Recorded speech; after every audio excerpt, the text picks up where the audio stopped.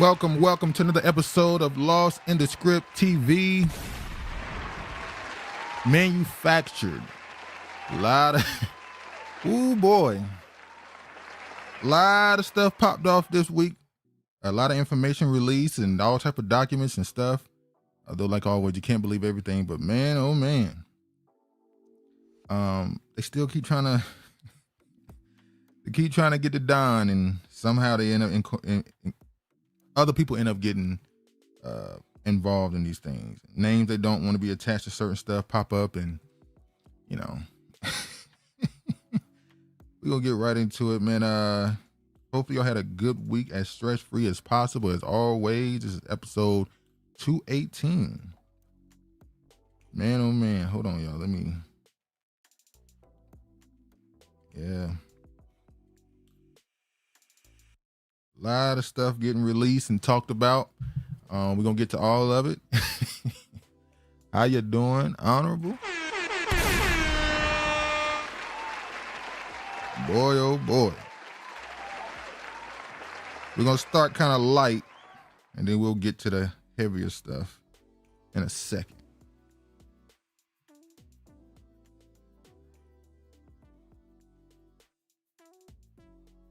All right, let's get right into it. All right.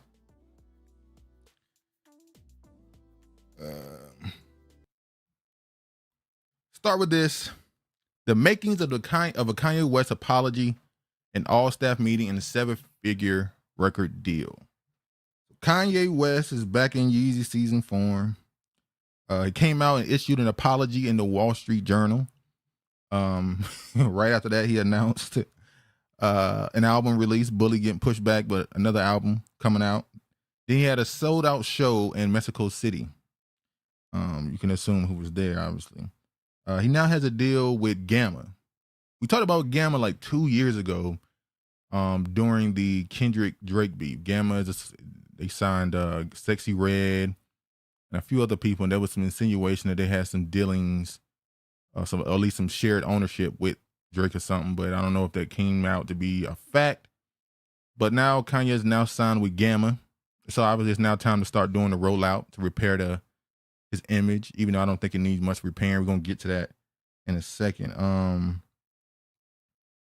Let me go ahead and just show Kanye's apology. Let me just read what he said.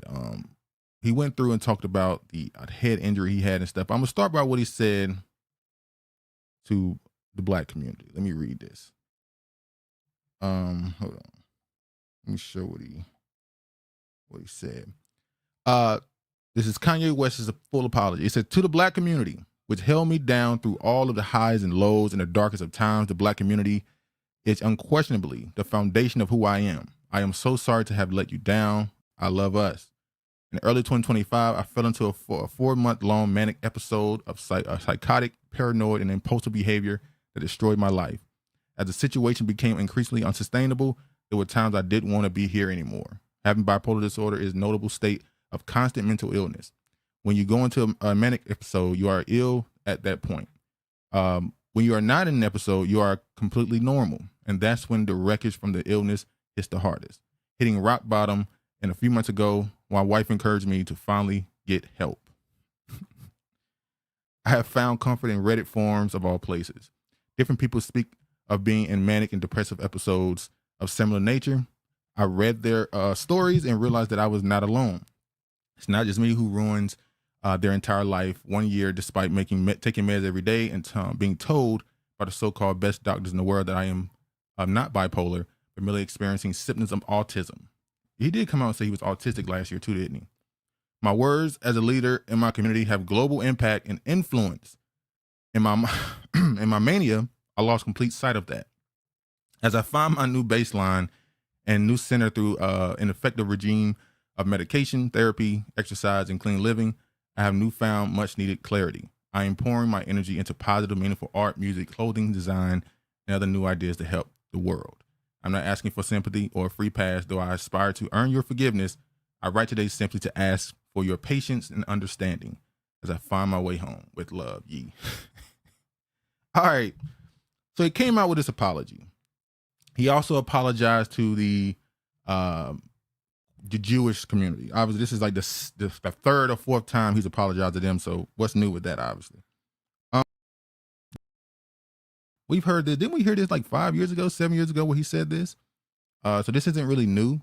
It's like he's just repackaging something he's already said about his actions. And I see people who are obviously, some people who are expressing they believe it, that he obviously was going through a manic episode and all this stuff, and that may be true. I also see people bringing up his passing of his mother. You know, black people love saying, "Oh, Kanye ain't been the same since he lost his mom." Let me tell you something.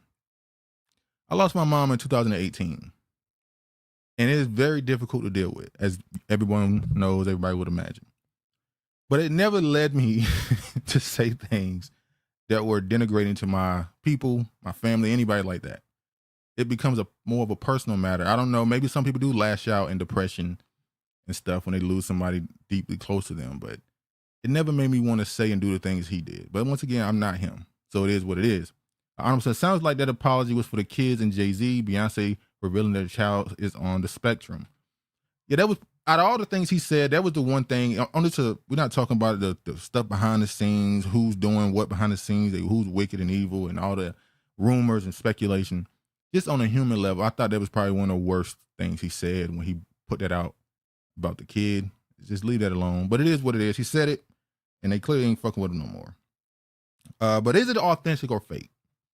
And as I don't know, put out, who is this apology for? When we know, I personally, I don't think the things he did were in particular just because of some manic episode. It might have had some effect. But we can look at stuff, and we have brains. Everything he did was for profit, money. He was getting money from the MAGA people, the far right audience. And honestly, congratulations to him, honestly. He's able to milk them for a couple $1 million. And we see a couple people following his footsteps, like we saw Drake doubling into it, Nicki doubling into a few others. I don't think Nicki would be as successful with hers, but we'll get to her in a second. But you know, the man told Puff, "Don't F with my money," when he was doing the White Lives Matter t-shirts. But so clearly it was grifting. It was, this manic episode caused him to grift people.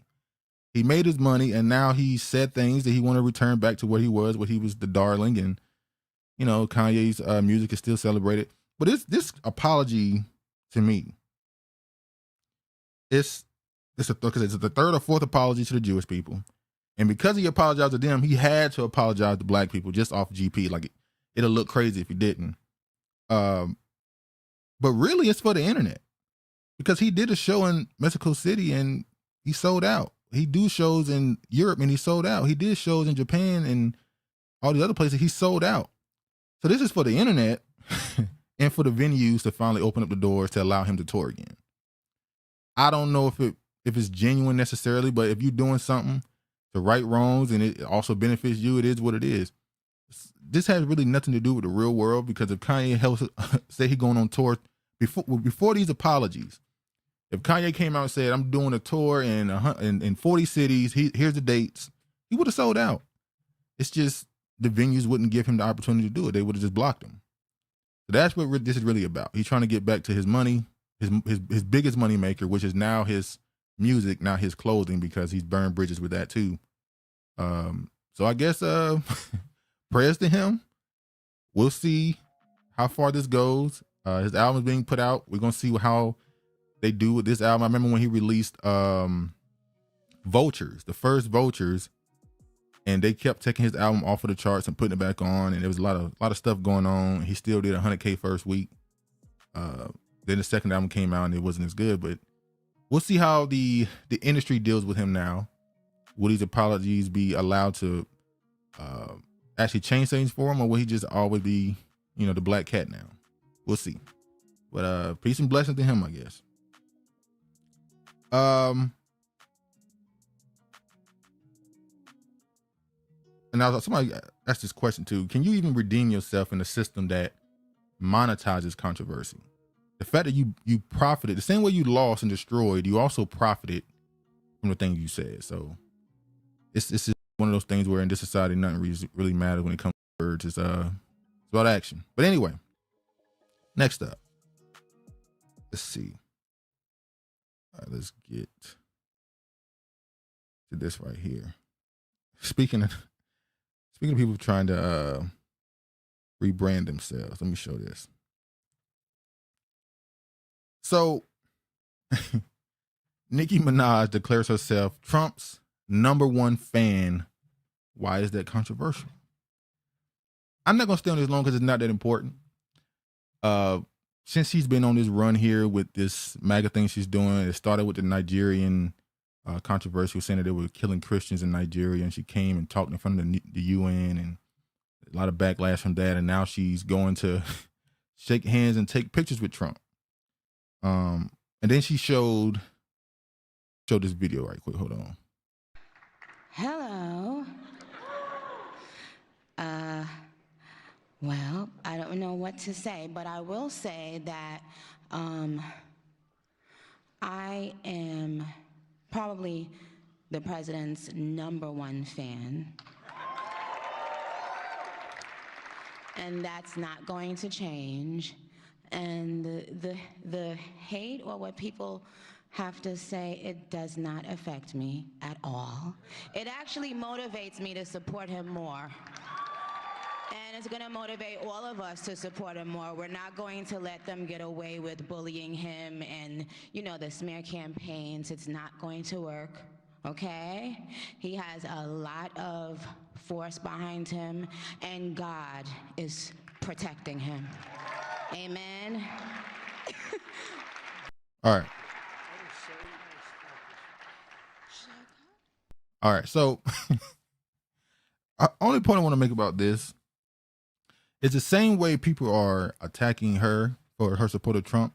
Y'all should do the same thing when all these people are used as puppets for either side of the political parties, whether it's the Democrats or the Republicans. But, you know, because in this society, people are just separated by their political beliefs, and it's all just stuck to their ideology. They're unwilling to point out both sides. Now, another thing that's crazy is she posted this picture here, you know, the gold Trump card. And people started assuming it was for a chance at citizenship and stuff and all that. When they made sure the White House came out and clarified that it was just a souvenir, that it's not a immigration benefit. But when celebrities choose their personal benefit over what some people call their people, why do you even care? As these people keep bringing up the Malcolm X quote where he says, stop letting celebrities be your leaders. And yet every time they do something to benefit them individually or something that goes against what you believe personally, you get mad at them like they disappointed you somehow. These people should not be important enough in your life to disappoint you. She's a rap artist. She's a mother, a wife. Let her be that. Anything she says outside of that, unless you just somebody that just want to be obsessed with these people, it shouldn't really affect you that much. But anyway, I got to show this too. Speaking of Trump's rhetoric, I want to show this clip right quick. Hold on. Man charging towards Congresswoman Ilhan Omar at this town hall. DHS Secretary Kristi Noem must resign or face impeachment.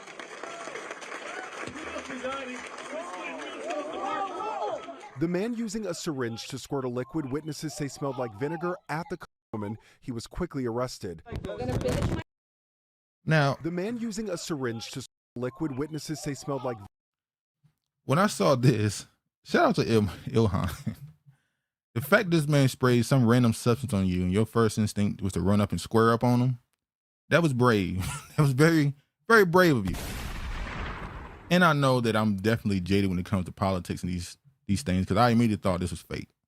I immediately thought this was some staged situation to garner some level of empathy or sympathy from the audience, and for them to immediately say that this is because of Trump's rhetoric. As far as I know, the substance that he sprayed on her didn't seem to be dangerous. Like, I haven't heard nothing about it. But the fact that she squared up with that man immediately, yeah, something is rotten in Denmark. Honorable says, I'm just frustrated that I see more outrage for black people not protesting than the alleged international superstar being MAGA. I agree. And we're going to get to that too. How they don't try to flip the narrative on black people. In particular, you plight as a stage to get support for these damn immigrants is crazy. 2 white people got killed for these people, and you talking about black people. Worry about them. The majority, allegedly, white people being the majority of the country, half of them at least are supporting you. Why do you need 12% of the population? Let's move on. Anyway, I'm gonna run through some stuff right quick. Then we're gonna get to that. Some other stuff, them leaks files.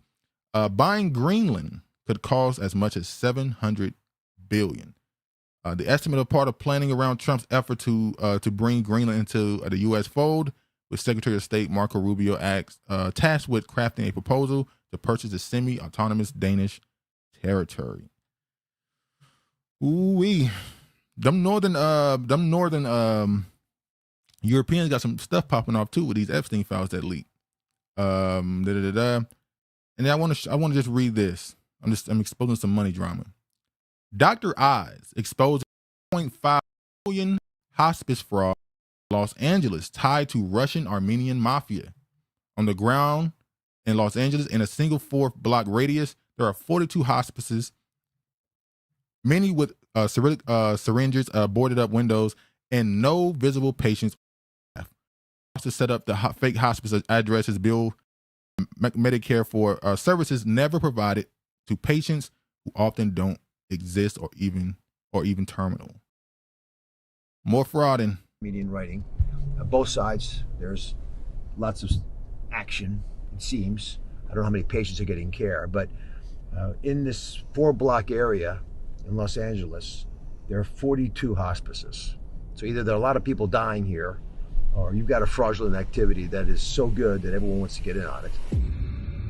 So in the since November, and really I can go all the way back to during pandemic when they was doing the smash and dashes and using that for insurance fraud, and it turned out they were blaming the blacks and they blamed the Mexicans, and it turned out that the head of the place was a white couple. But since November, at least, they've exposed the Somali fraudsters, they've exposed the Jewish fraudsters who collecting all the welfare, and now they're getting the Armenian Russians. They still ain't showed the frauding and the stealing of black Americans. So somehow, and maybe it'll come out soon, maybe there'll be some state that's committing billions of dollars in fraud that's majority black American. But once again, everybody else comes to this country and see it as a lick. We the only ones that play by the rules or don't play the game at all. Everybody else understand this is about coming here, getting your money and moving. We still want to try to build a nation with these people. But anyway, Animal said, not you reduced our numbers when we became 12%. Well, 12 to 14%. It changes based off of the weather, honestly. Based off of the weather and the political climate, they change the number. Let's move on. Here we go. This was a surprise. This next story was a big surprise. I didn't think we would get this, or at least this many names. They blacked out. They definitely covered up a lot of things, and they're still protecting a lot of people. But this was obviously done with the intent to further destroy or harm Trump's image or whatever, and turn the public more against him. Or it could be a cover for something else coming down the line. This is what I'm talking about. DOJ releases trench of Epstein Files, says it has met its legal obligation, which means no more. And there's a reason why that's not a good thing. So 3 million plus pages of documents were released. Around 200,000 of those pages may still be withheld for legal reasons. More than 2,000 videos and 180,000 images. Now, this was all part of the Epstein Transparency Act. They had an obligation to fulfill a certain number. We got released this much of it, and the things that we can release, we did. According to what they said, Deputy Attorney General Todd Blanche said today that the depictions of child material or death will be excluded, obviously, and anything that would jeopardize an active investigation. So is there still an investigation going on? Because we haven't heard anything about anything moving, anybody arrested or anything. But anyway, Cosmic Black, he said, I think Black America is one of the, I think Black America, the one that was the victim of shadow slavery, is only 5% of the American population, and they don't even want to pay the reparations. Disgusting. Curses to the USA. Atalo Manhuli, man. Atamanzia. I don't even know if I'm using that right. But anyway, so in these documents, a lot of stuff came out. I'm not even gonna be able to touch 1% of the stuff that's in these documents. I've been reading a lot of the stuff. I've been seeing other people talk about it, break certain other things down that I didn't even read. It's a lot of names, a lot of stuff that people said was just conspiracy theory is in these documents. Don't mean it's true, because a lot of these calls, a lot of these documents are not all investigative things. Some of it is just people called in and make complaints. We'll talk about that soon. But to start, Bill Gates caught an STD from a Russian girl and asked for antibiotics for his wife. Now, the reason why that's funny is because his wife said she didn't know about his proclivities with Epstein, even though now he's saying that she may have caught an STD based off of something he was to surreptitiously give to Melinda release email. But that ain't all that was in these documents. I'm gonna run through a few things. You see here, this is an email from the document. Look at what this said. This is from, I'm not gonna tell you who it's from or who it's to, but it's an interview of a purported Epstein victim. Thanks, so-and-so, because we don't know their name. I didn't realize Bush raped him too. Okay. Then it says, he was a victim of a type of ritualistic sacrifice in which his feet were cut with his feet were cut but left no scarring. On a yacht, he was witnessed babies being dismembered, their intestines removed, and individuals eating the feces from these intestines. He also raped by George Bush 1. So ritualistic sacrifice is in here. Then you got this here. It goes from ritualistic sacrifice to this. So this is another person who says they were a victim of this abuse. She said she was kidnapped from the Bermuda Triangle, had mental illness, and people were using time travel to steal from her. Yeah. Young was identified as the culprit. No report. Now listen, this is another part of this right here. I still got it. Let me make sure it's still here. Reported Epstein group as still active. This is in 2020. The Epstein group was still active, and they knew who the ringleader was. They blacked out the name. Craig said Bill Gates' old nasty head. So ritualistic sacrifice, time travel, abduction, mutilation, and murder accusations. Then you got this. Emails from July 2011 show that Jeffrey Epstein and an associate named Greg Brown discussed plans to extort Libyan officials and seize state assets under the pretext of helping rebuild the country, with involvement from former MI6 and Mossad. People been saying that Epstein, MI6, Mossad, FBI, CIA, he's a triple agent, quadruple agent. The correspondence took place during Libya's civil war, weeks before Muammar Gaddafi was removed from power, indicating the plans were devised while the regime was still in control. So I'm gonna start again.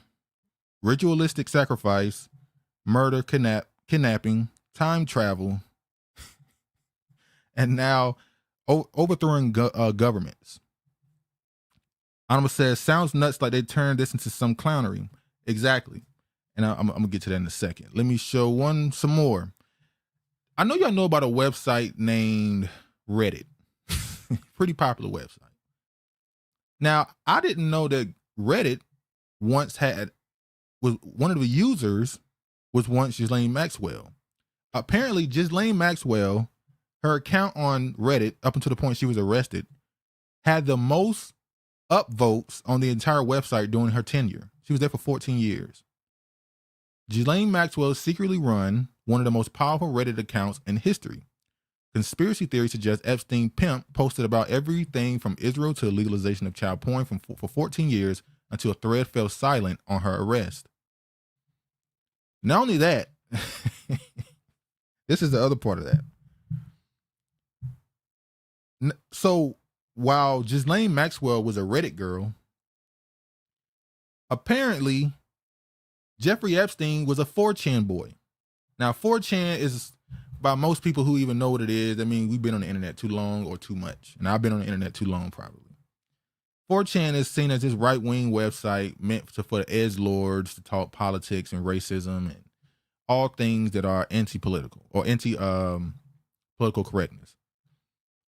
Apparently, Jeffrey Epstein was a user on 4chan, and not only was he a user, he had connections to one of the people who was running the, I don't want to call it the subforum that exposed people to QAnon. Yes, QAnon, the Pizzagate situation. Now, for years, people have been saying that Pizzagate is real and fake, as in the things they were accusing people of is real, but who they accused was not real. Some of the things were blown out of proportion. Some things were purposely led people into a psyop to a point where nobody believed anything. So you take something that's real, put a poison pill in it, and nobody believes anything. So QAnon may have came from Jeffrey Epstein himself. And Ghislaine Maxwell was running Reddit, a Reddit subreddit, was one of the biggest names on the platform. And by the way, that same 4chan that Epstein was on, last year was exposed that 40% of the user base had ties to Israel. So it's the whole thing is a honeypot for conspiracy theories.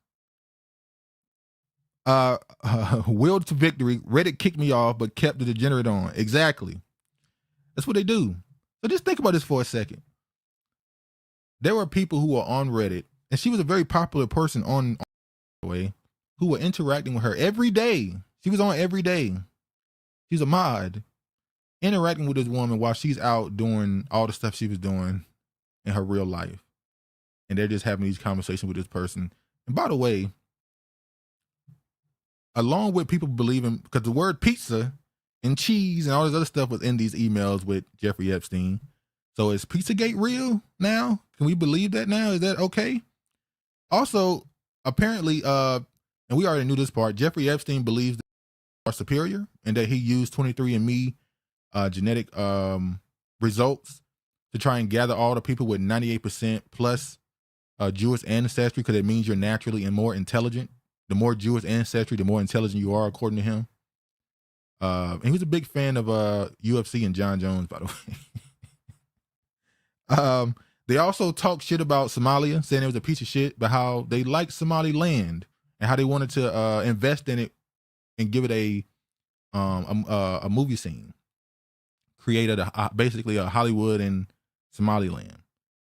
And then you got this right here, which is crazy. You see this woman right here. This woman right here is the current princess of Sweden.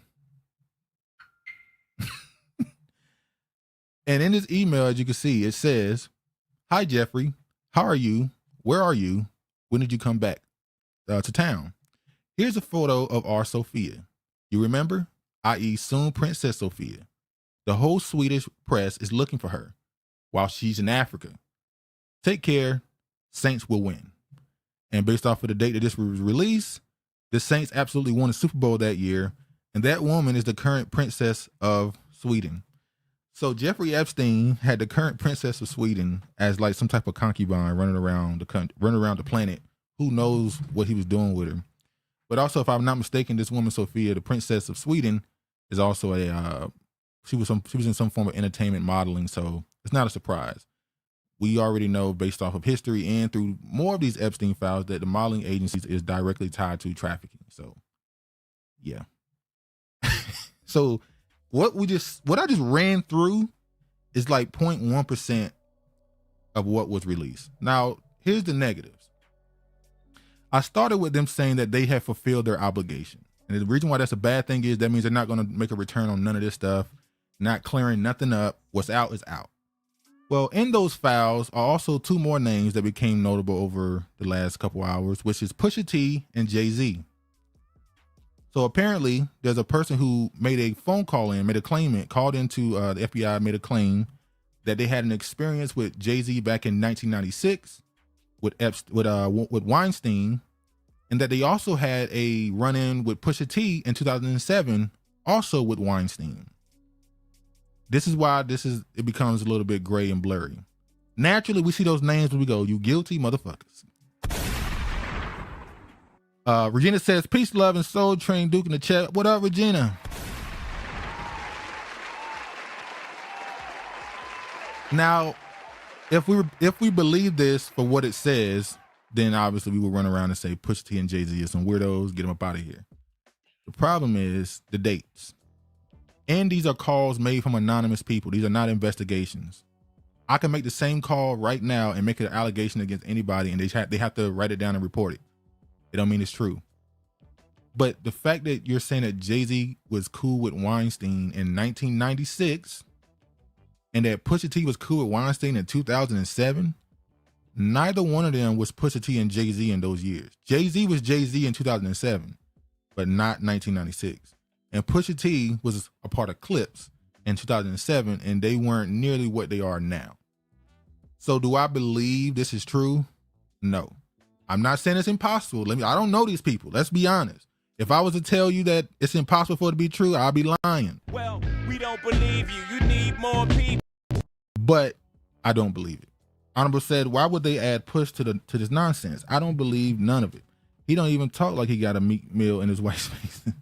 Well, see, that's the thing. That's why I said it's unfair what they did with these documents. And now, unfortunately, we have to show a little bit of understanding towards the Attorney General and all these other people associated with these documents on why they said they didn't want to just dump documents.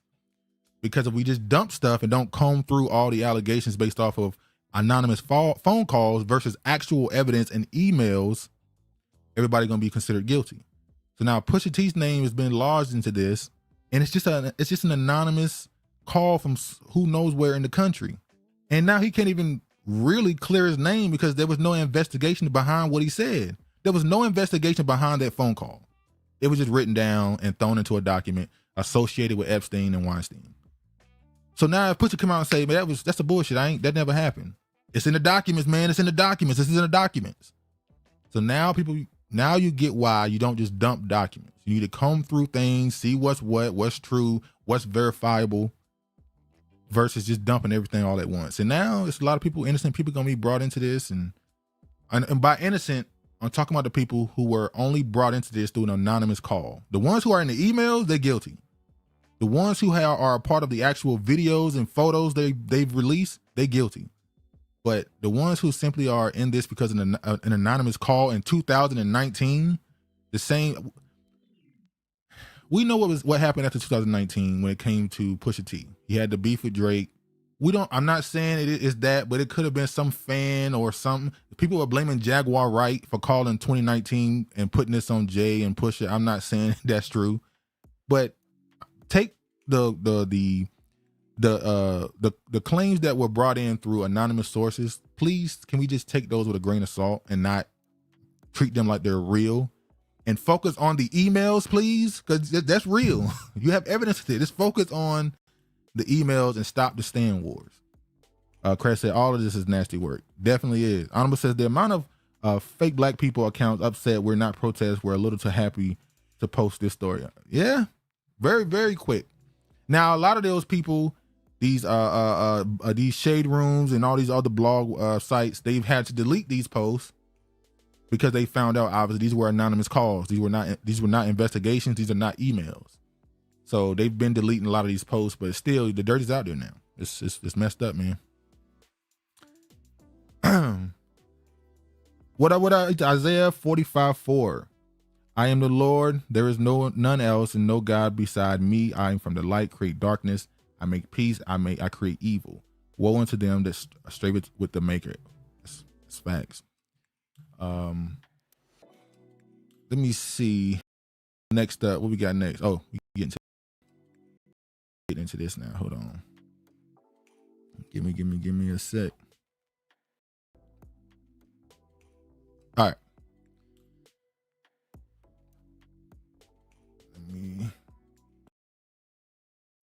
All right. 2 federal officers fired guns at Alex Pretty shooting. Initial DHS report says. Honorable says, using Black Americans to muddy the narrative is all I got from this release. Well, no, I think in our algorithm, what I've seen is definitely the black people focusing on the black people, understandably. But I've been able to kind of get into other parts of the internet and what they're talking about, and they definitely focusing on the geopolitical implications. Like I said, Northern Europe is on fire right now with Sweden and what's going on with your princess is in these documents. A lot of these writers, journalists are in these documents, which is crazy. That means Jeffrey Epstein had journalists in his pocket. He had entire he had intelligence agencies in his pocket. He had entertainment industries in his pocket. It's just it's shaking a lot of stuff right now. But back to this shooting. So as you know, ICE proved that they are fair opportunity servers of cruel justice, equal rights. They shot a woman, and now they done killed a man. And it's led to even more of a backlash. He was stopping them from detaining a woman. He stepped in between them. They pushed him to the ground and held him down like 4 or 5 people, and then 2 officers apparently shot him while he was down. It's the same kind of story, honestly. Whether you think this is something that could have been not done or was unnecessary is besides the point. They're doing it. I said when they shot the Renee woman, and the reaction from certain white people was, hey, should have been out there. It's because she was considered not necessary for their survivors. He's a lesbian woman, Caucasian liberal woman. They said whatever to her. Bye. They confirmed that it was 2 people that fired, and the report kind of contradicts what they said about him having a firearm himself. They said he had a weapon, but now they're saying it might not have been true. But let me show this here. 6th Street and Nicollet Avenue on the south side of the city. Officers arrived and found an adult male with multiple gunshot wounds when they arrived. Life-saving aid was being rendered, and he was transported by ambulance to Hennepin County Medical Center, where he was later pronounced deceased. We have limited. This is a 7-year-old white male who is a Minneapolis resident, and we believe he is an American citizen. We have not been told any official reports of what has led up to the shooting. So after all that, some ICE agents shot 2 white people over their defense of immigrants, and somehow, at least on a lot of big parts of social media, the topic become, why aren't black people saying anything? It's post about Anthony Edwards, the shooting guard for the Minnesota Timberwolves. Obviously, this stuff in Minneapolis. So he was asked about this in an interview at the post game. He asked about what is he feeling about what's going on. He said he gave a very good answer. He said, "Look, I'm with whatever Minnesota is with. I'm down for them." Yada yada. He just said the obvious, the neutral. It wasn't neutral. He was leaning towards the people. Whatever y'all decide to do, we'll do. Y'all don't want to play games. Y'all want to cancel the entire games and have us sit out. I'm with it. But that turned into backlash that he didn't call out ICE. And then I saw podcaster Joe Budden get on his platform, and it wasn't just him, but he's the one that I saw, say, why aren't rappers saying anything? The same thing they said at the top of last year when they started doing these ICE raids. You saw Mexicans coming out saying, why aren't the rappers saying nothing? Why aren't the celebrities saying something?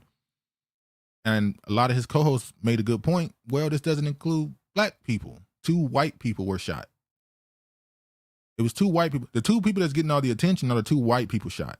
The Keith Porter in California was killed by an off-duty ICE agent because he was shooting a gun during New Year's.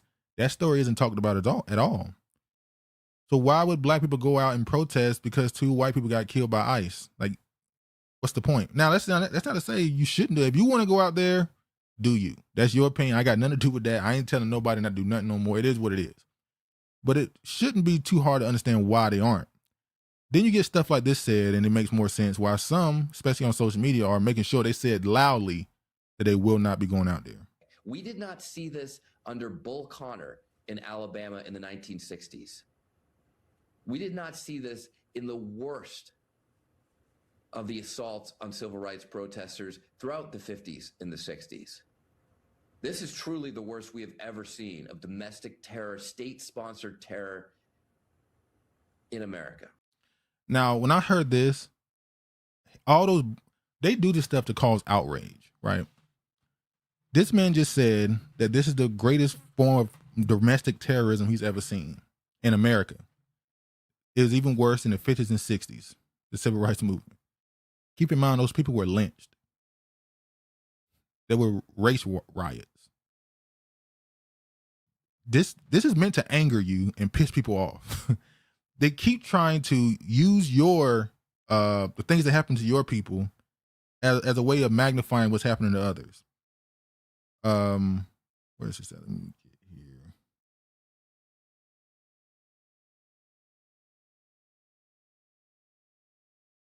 Honorable says the Joe Budden segment was so stupid because a few minutes later they start talking about wealthy rappers and how they're oblivious to what's going on, and we're celebrating that like what the F. The job of the celebrity if we were a tight-knit community, nation, talking about black people, the job of a celebrity is simply to fund the grassroots movement. They're never supposed to try to be the spokesperson, the face of anything. And historically, the job of a celebrity is to make sure you keep making money so you can fund the things that's helping people at a grassroots level. You shouldn't try to be the face of everything because you can easily be compromised.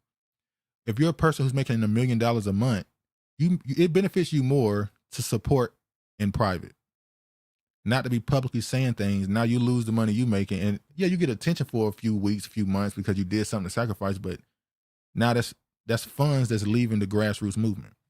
Honorable says Ish is the devil. Hate him on the podcast. He carries that segment all wrong. Even though Ice was being the devil's advocate, he wasn't saying what he believed, but he made all the points of people he made all the points that needed to be said without agreeing with him. So shout out to Ice for that one. Brian said, did he really compare this to Bull Connor? Get the fuck exactly, man.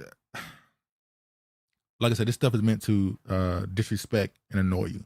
Let me get to this here. Let me show this. Now they did show a video.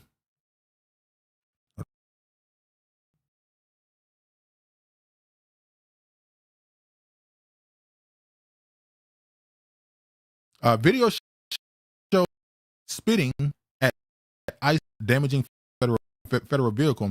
Days before federal shooting. So I've seen some people try to say this may have been a revenge thing. Let me play the video. Hold on.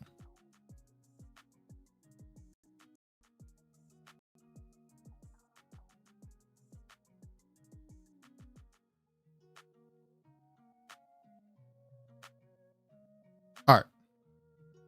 Let me show this video right quick. This is a moment the news movement filmed on January 13th in Minneapolis, showing a man who appears to be Alex Preddy interacting with federal immigration agents 11 days before Border Patrol shot and killed him. Our footage was analyzed by the BBC, whose facial recognition technology confirmed his identity to a 97% degree of accuracy. On the morning of January 13th, our team received a tip that federal agents were blocking a street at the corner of East 36 and Park Avenue in Minneapolis. You know what's crazy? During the Obama administration, he deported the most people probably in the history of this country, at least in modern history. And how he was able to deport people was this thing they call sanctuary cities, where these immigrants or migrants would go. And when they go to these sanctuary cities, they will be gently handed over to ICE and they will be deported. It was a clean situation. Then under Trump, even right now, you talk about Texas and Florida has the highest level of immigrants in the country. And yet you don't see riots. You don't hear about shootings with ICE agents and nothing because they are gently and understandably handing over them. When they get them, they hand them over. They're making it a safe transition. It's these states, these so-called liberal states that are purposely making this as chaotic as possible. And I'm not saying Trump is doing it any favors by sending National Guard and ICE coming in trying to, knock heads off. I'm not saying that they're doing it the perfect way, but they're purposely making this as chaotic as possible, making this as nasty as possible to create the atmosphere that they want. This is all unnecessary. These people are illegal immigrants. I don't understand. What are we doing? What are we doing right now? I want to show this here. Now I don't know if this has been verified, but he made a point that I'm gonna make right after this. MSNBC thought that Alex Preddy was too ugly to be murdered, so they facetuned him. They used AI to facetune him. They're like, what do we do? He's too ugly and Jewish. And like, oh, just use AI. Just Jewish? use AI.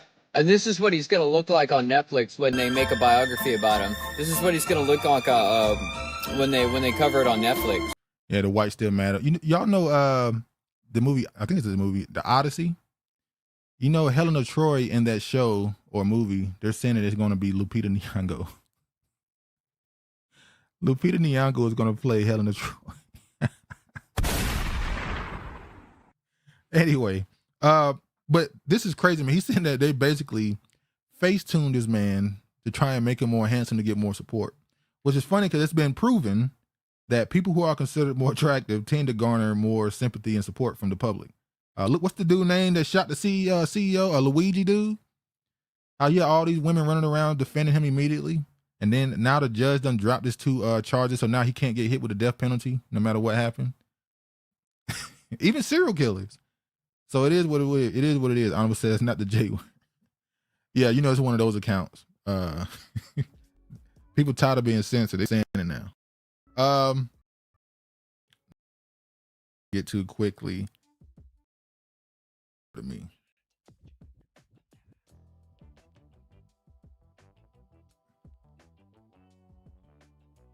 All right.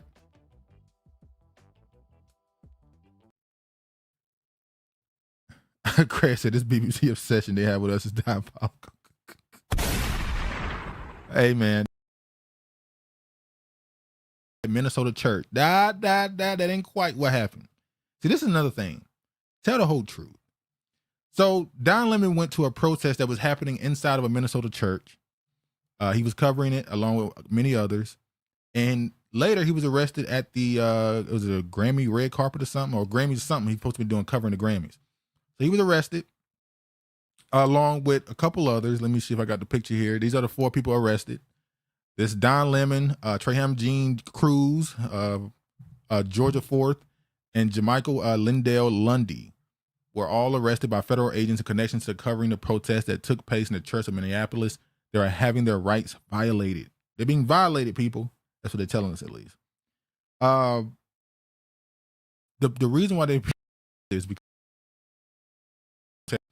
on those people in the church's constitutional right to practice their faith. So they're saying you interrupted them practicing their faith. That is a constitutional infringement. We are arresting you. Now, is it petty? Yes. But I wonder why. We know why. They do this stuff so they can get this stuff right here to happen, get attention. This is probably the most anybody has talked about Don Lemon since he left CNN, maybe. So this is why they do this stuff. On one hand, they're not wrong talking about them being arrested. They did technically infringe on them. But yes, it's being petty, but why give them the opportunity to do this? Like what you think those people in that church was doing? Them white people probably wanted to do more than have you arrested for coming into the, y'all came into our church with this liberal nonsense. That's what they're saying. That's what they were saying.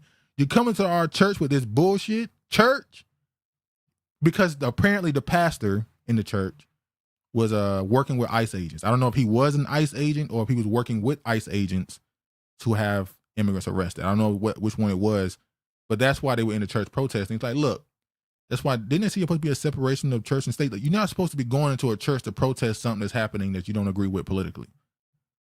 So y'all kind of earned this, honestly. So I was rooting for Don to help Nicki get deported. This is a setback. What up, Mark? What up? Nicki said she ain't going nowhere. She got the gold card, bitch. She got a gold card. You know, they said that shit ain't gonna do nothing for her, but it is what it is. So Don and them, they pull they'll get out and then they'll be able to run around and say Trump had me in prison. I'm a political prisoner. Yada yada yada. the thing about it is, they don't kill 2 white people. And they're telling you, look, if you're getting away, we're going to deal with you and handle you. You probably should get out of these people's way.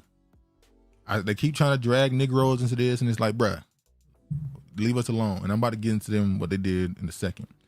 Anima says only that black woman deserved to be arrested and thrown in jail for pushing her agenda. Yeah, I'm not saying any of them deserve to be in jail. I'm saying they made it easy. They made it easy to charge them and put them in jail. Technically, you did something that they could put you in jail for. But this is where I want to get to. This right here. This had people pissed off. And at this time, I screenshot it. So this time I was able to get it. Because normally they delete this type of stuff. Now this person's name is Mohammed Safa. I want to say this person was somewhere in Southeast Asia or something. I can't remember what country exactly. So he posted an image onto X.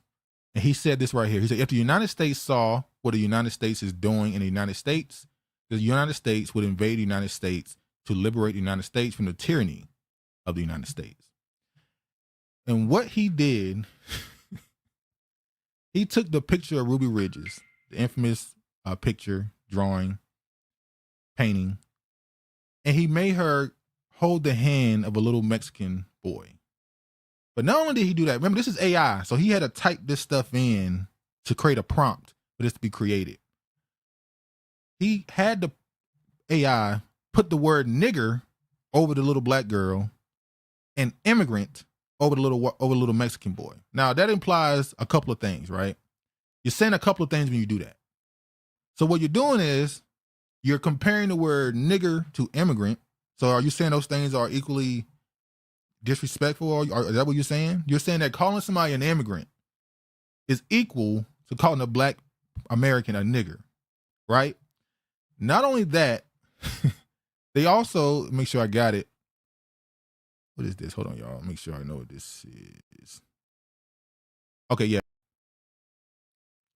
Not only that, they also took the books that was in the little black girl's hand, Ruby Ridges, what was in her hand, and removed the books and had her just hold his hand, sacrificing to help him. Mark said that's disrespectful. Chris said Juan Crow. And that began to trend because this Hispanic woman went online, and I talked about this last week, I think. Maybe I didn't. Actually, I did. I think I put up a short or something. Yeah, I put up a short where she said, did you ever heard of Juan Crow? Because they were talking about comparing what's happening right now to Jim Crow era. And it's like, no, Jim Crow era was a specific set of rules and laws dedicated to perpetually keeping black Americans as second-class citizens. But it ain't just them that's doing this nonsense. You also got people like this saying this. Get offended and try to say I'm too black, but the reality is that y'all never let the fact that I am black go.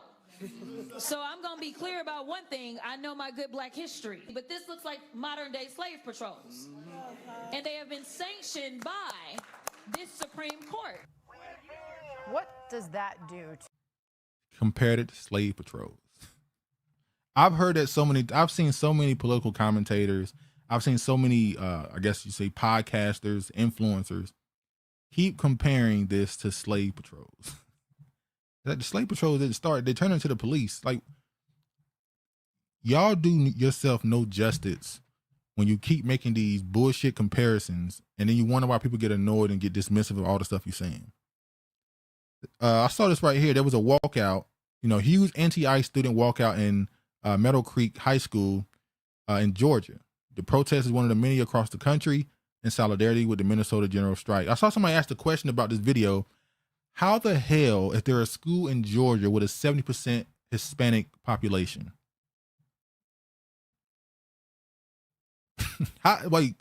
Georgia got a high school or school with a 70% Hispanic population. That's pretty dangerous when it comes to population percentages. These are the kids are 70%. So what about in another 5 years, what happens? But anyway, Mark said they did the same thing with Kamala Harris when she ran for president with Ruby Bridges image. Yeah. Trying to say she was a part of that busing situation when they turned out that was a lie. We show this, and then when people ask the question about supporting them, I gotta play this again. I'm sorry.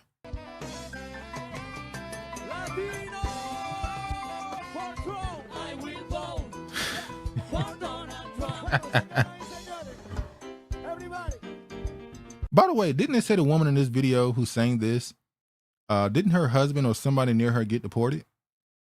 And she had to come out and she was crying on camera. I don't know if that was her exactly. I know people said that's what happened, but yeah. Donald Trump. They will vote for Donald Trump. And now they abuelas and all them getting deported, and now they understand. Now you're seeing them make podcasts and TikToks and shit saying, I didn't know he would go this far. Like, yeah. Look, man. The man won the popular vote and the electoral college. When that happens, they typically call that a mandate. The biggest thing he ran on was immigration control, deportations. He said, I'm going to deport tens of millions of people. And he won the popular vote and the electoral college. That means there was a mandate for this to happen. Now that he's doing it, y'all are calling him a victim. I mean, y'all calling him a bully or something. Y'all calling him a criminal. People ask for this.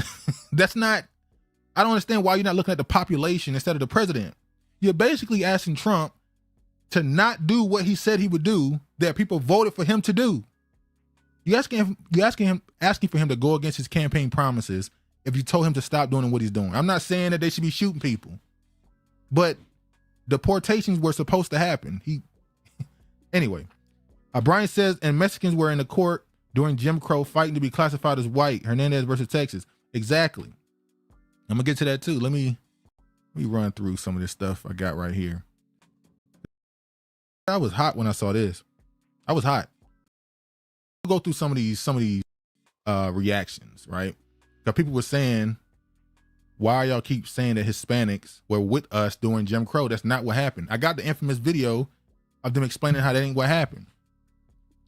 Let me show this.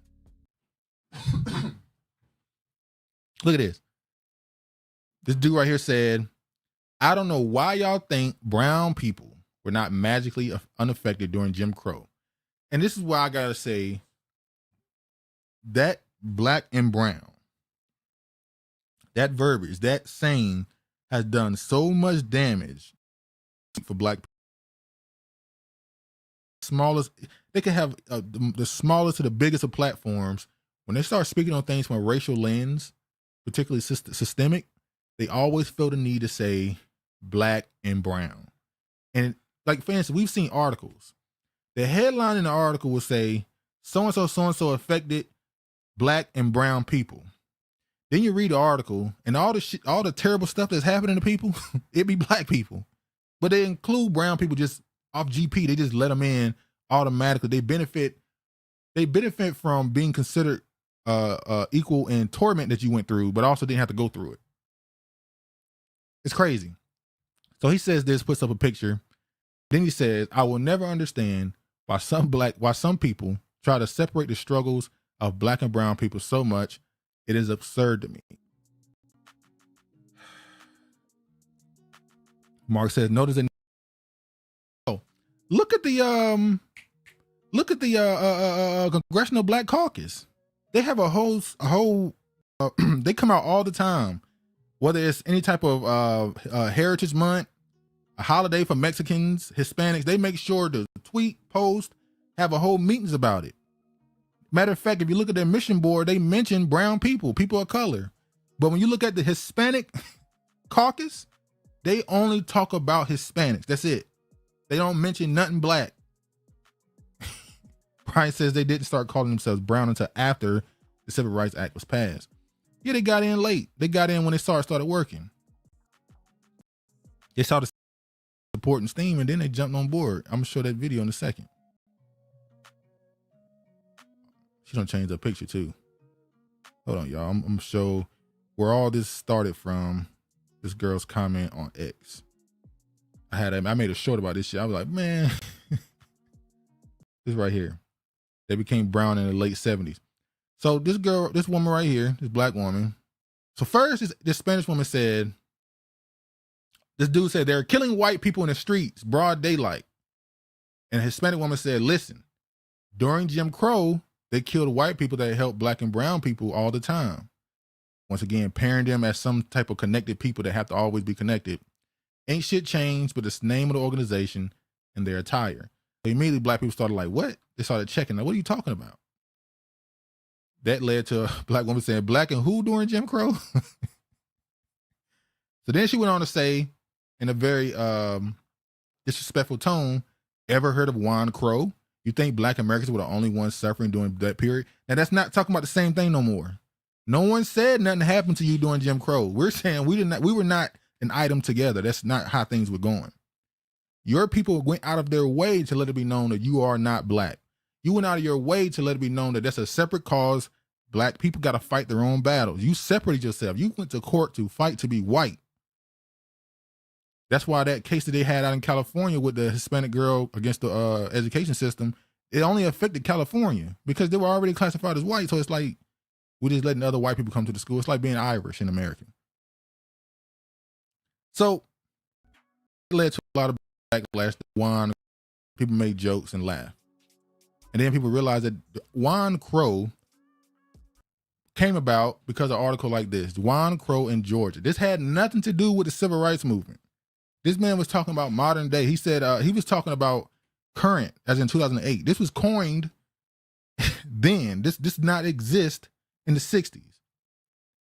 So already you framing it like Juan Crow was a thing they were actually saying during Jim Crow. The name of the damn thing is Jim Crow. It's, anyway. But people started posting pictures, proof of these protests. I am Jim Crow, and I shall live forever. You had Hispanics fighting to keep Jim Crow in place. Like, what are we talking about? I'm gonna say, what is the Juan Crow narrative? Is it the whites will not accept that the courts have classified it as a white? I don't get it. Well, no, it's the same thing we saw the Asians do, where they want to be considered minorities politically. I know you can say they're a minority because they're a smaller population, but there's a difference. Politically, you need to be considered a minority so that you gain certain benefits, right? Same thing white women did when they convinced people that they were a minority, even though they're literally the majority of the country. So Mexican Americans were Caucasian. They burned crosses of black people's lawns in support of school segregation, served on white citizen councils to help enforce Jim Crow laws, and bombed black people's homes in Dallas in defense of whites-only neighborhood where they lived. We also just saw a case recently in California at was it Amazon or one of those companies where Hispanics in the workplace were calling the white black people niggers and called the area that they worked in the cotton field. Now this is historic. This is new and historic. You see here racism stirred by white and Latin, right? You got here, this is another, advised that he attended a meeting in the Dallas chapter of the Texas Citizens Council. This is Hispanic. Spoke on the United Nations, and Mr. Frazier indicated that she and so-and-so would go on to the local DA and complain that the bus situation, that people there seemed satisfied with progress except in the buses. Then gave a speech. There were 35 to 40 people there, mostly middle-aged. There was one Mexican there who was not liked by most. Then they went through the whole documents of how they was out there fighting and protesting to separate themselves from you. Like, I don't understand. And then there's this video that I done played 100 times. I'm gonna play again too, because they can't get away from it. The growing, very small generation of middle-class Mexican-American advocates fought back. And this was an example of what some scholars have called the other white race strategy, of which Mexican-Americans for a large chunk of the 20th century, the advocates, sought to be claimed as white because all rights were conferred on you only if you were white. And so the longest time, Mexican-American advocates sought for this whiteness. And the example of going to your congressman and saying, they took us out of the category, put us back. That was a poignant moment. We know that this other white strategy had its problems. Case in the 1950s in which a Mexican-American had been convicted of murder, and his lawyer said, well, there was not one Mexican-American on the jury. This was not a jury of his peers. And the judge said, well, Mexicans are white and the jury's all white, so what's your problem? Clearly an imperfect strategy. But 1950s, Mexican-American advocates began consciously and subconsciously sort of to adopt the increasingly successful strategies of African Americans. And they then had to toe this very delicate line of trying to be designated sufficiently enough minorities to take advantage of Brown versus Board of Education and protections for minorities without losing their whiteness. So they played this dance for a little bit. But then with the advent of clearly race-based answers to social problems, the Voting Rights Act, affirmative action, Mexican Americans by the late 60s and early 70s said, we're people of color too. Overnight, Mexican American advocates had fought to be white. The last 20th century, the last part of the 20th century, hey, we're people of color, what are you talking about? And we just saw with the Asians, with the anti-Asian hate shit. That bill was their version of becoming political minorities now. So now they get to act as they're being constantly, the whole affirmative action, all that stuff, they was able to get all that stuff to come down because they were able to tell people they're being victimized because they're Asian. So then once they go after all these Ivy League positions saying that, hey, we're being locked out, we have more than good enough test scores and stuff, but we're not being given opportunities because they're giving it to the blacks. That's what they blamed, obviously. They didn't talk about the legacy admissions. They talked about the black people getting in who weren't good enough. And now they're still not getting in because white people are making sure that the college is not filled with a bunch of robots. I'm sorry, that's what they say.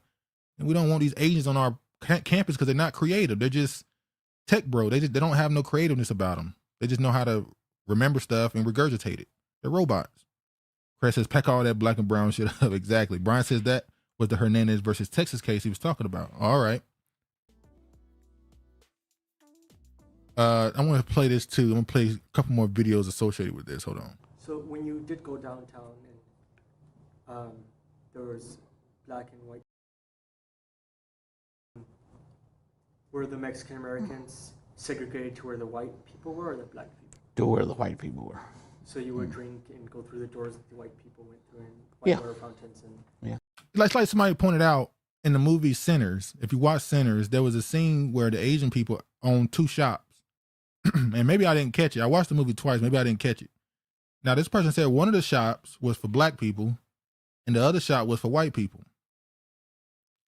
So that means if you're Asian, you didn't suffer under Jim Crow. You were able to have two stores to serve two different populations, which means you actually made a profit off of the racism.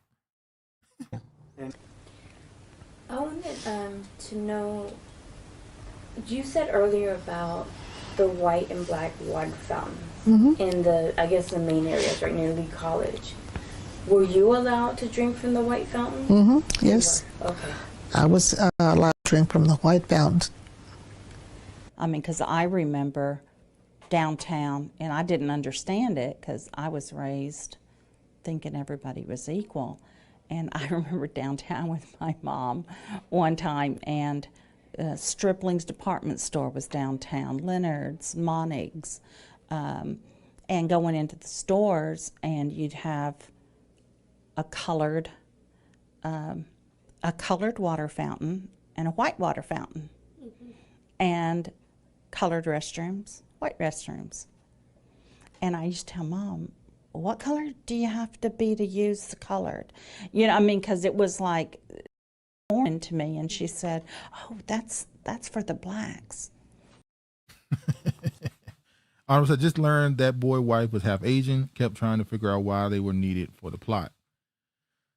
I think there's certain things he won't say publicly, but I think he was meant to be part of the story to show you that these people would leech off of your community too. But he won't say that publicly, but it is what it is. Final one on this topic. You know, anti-Black bias shows up not only as an expression of individual Latino racial attitudes of employers, supervisors, etc., but also in systemic structures of intentional exclusion. So in a Chicago-based case of Hunt versus personnel staffing, Latino employees of this Chicago-based nationwide Now keep in mind, Chicago to this day is extremely segregated even today. job placement agency described how their Latino supervisor trains them to exclude African-American applicants from job placements in favor of Latino applicants. We saw this in Texas too. They were recently. instructed to automatically reject Black people because of the stereotype that they were not capable of working as hard as Latinos, and that Latinos couldn't be Black themselves. The lawsuit details how dispatchers who nevertheless sent African-American job seekers to a company would later be reprimanded by their Latino bosses for doing so and threatened with termination. The placement agency would start the day by separating out each of these applicants and labeling their file folders, Black, Hispanic. So one of the agency dispatchers testified as follows. If it was 10 Mexicans that would come in at 1:30 in the afternoon and 25 African-Americans that were there at 4:30 a.m. and were waiting to be sent to work, the agency would send the Mexicans first. This Latino-run employment agency effectively ensured a secondary racial caste system of Latinos over Blacks in the already segregated Chicago area labor market that privileges Anglo-whiteness. So yes, Black American history is being flattened and repurposed to integrate immigrant experiences, and they're not interchangeable. With chattel slavery, with Jim Crow, it's not the same. But then the question gets asked: what happens when history is rewritten for convenience to serve a next cause? Because they keep saying, when anybody Black person saying, man, this ain't got nothing to do with us, this is immigration, yada yada yada. They say, you next. Black people next. And it's like, well, no, Black people been. It never stopped. It's a constant. And the answer to that question is, you're forever a bottom caste. Unless you reject and check every narrative. You got to control the narrative. If you allow these people to say certain things, it become truth. It is what it is. Anyway, let's move on. What we got here? Hold on, y'all.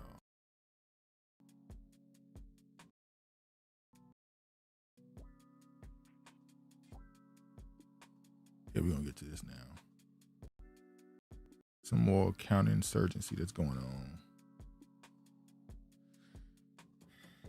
on. All right, so remember last episode 2 weeks ago, we talked about the dude who came out and said he was a Panther. He came out and supported the immigrants doing the Renee shooting. We're like, damn, you pop out when a white woman gets shot. But anyway, so he came out saying that he's a Panther and how Panthers are international movement and yada yada yada. And then some people came out and said, you lying, we don't know who you are. So now I'm gonna play this right here. This is another group who's a part of the original. He said he's a part of the original Black Panthers, and he had comments on this. Let me play this here. Our stance is, for illegals. We're not gonna step in front of that. That's not our fight. That has nothing to do with us. We're not gonna step into that fight and going through the community defending somebody that we didn't even want to be here. You know what I mean? We got brought over here. We didn't want to be here. And this is a problem we've had since our shackled feet have hit the soil. So we've always had the SWAT teams coming in our communities, doing whatever they're doing. And sometimes, yes, they do pick up the wrong people and things of that nature. This is the same situation. It's just got a different name. It's a raid. It's just a different name. And so, yeah, we're not in that fight. But as far as our other brown folks and things like that, we do stand up and defend, the citizens and the poor and the things like that. But as far as illegal immigration, yeah, that's not our fight. That's not something we need to get into. It's funny how nobody who talks about this illegal immigration situation is talking about all of the Black women and girls who have been raped and killed by these illegal immigrants. It's not even mentioning the Black men and boys who have been attacked by them, but we've seen stories pop up every month. Some crazy story out of South Carolina, Ohio, Atlanta, and they never mention that stuff. But let me play this next video, him continuing the thought. Gonna step in front of that. That's not our fight. That has nothing to do with us. We're not gonna step into that fight and going through the community defending somebody that we didn't even want to be here. Well, it's the same clip, okay? Anonymous says, Latinx clown trying to use us, then throwing those Black Panther patches on the table was hilarious. Oh yeah, I'm glad you brought it up. I got it right here too. Let me play this. To the people, one knows today saying that he no longer supports us that after he gave me orders to make a video saying that him and other members were coming, that he withdrew his support, and that he said that this situation is unimportant to him, even though my comrades have risked their lives and spent thousands of hours of their time and dollars and life standing behind a cause. You know, he said he's going to make a statement saying no one has the right to call himself a Black Panther going forward. I told him to make sure that he put in that statement that he did in fact give us the right to call ourselves that, because I still have the messages where he did, just in case he doesn't. And I put in there also, make sure that you put in there that Emory Douglas did give us the right to wear that emblem, because I still have the messages where that happened too. But as it stands, because of that, because of me and my comrades risking our lives and all the heat that we went under, because of the counter-revolutionary practices, because we don't believe in Black nationalism, like Bobby Seale said in the video that I shared on my page earlier, that Black nationalism is acquiesced to racism, and that we don't stand like that we're internationalists. Listen to what he just said. Black nationalism is just like racism.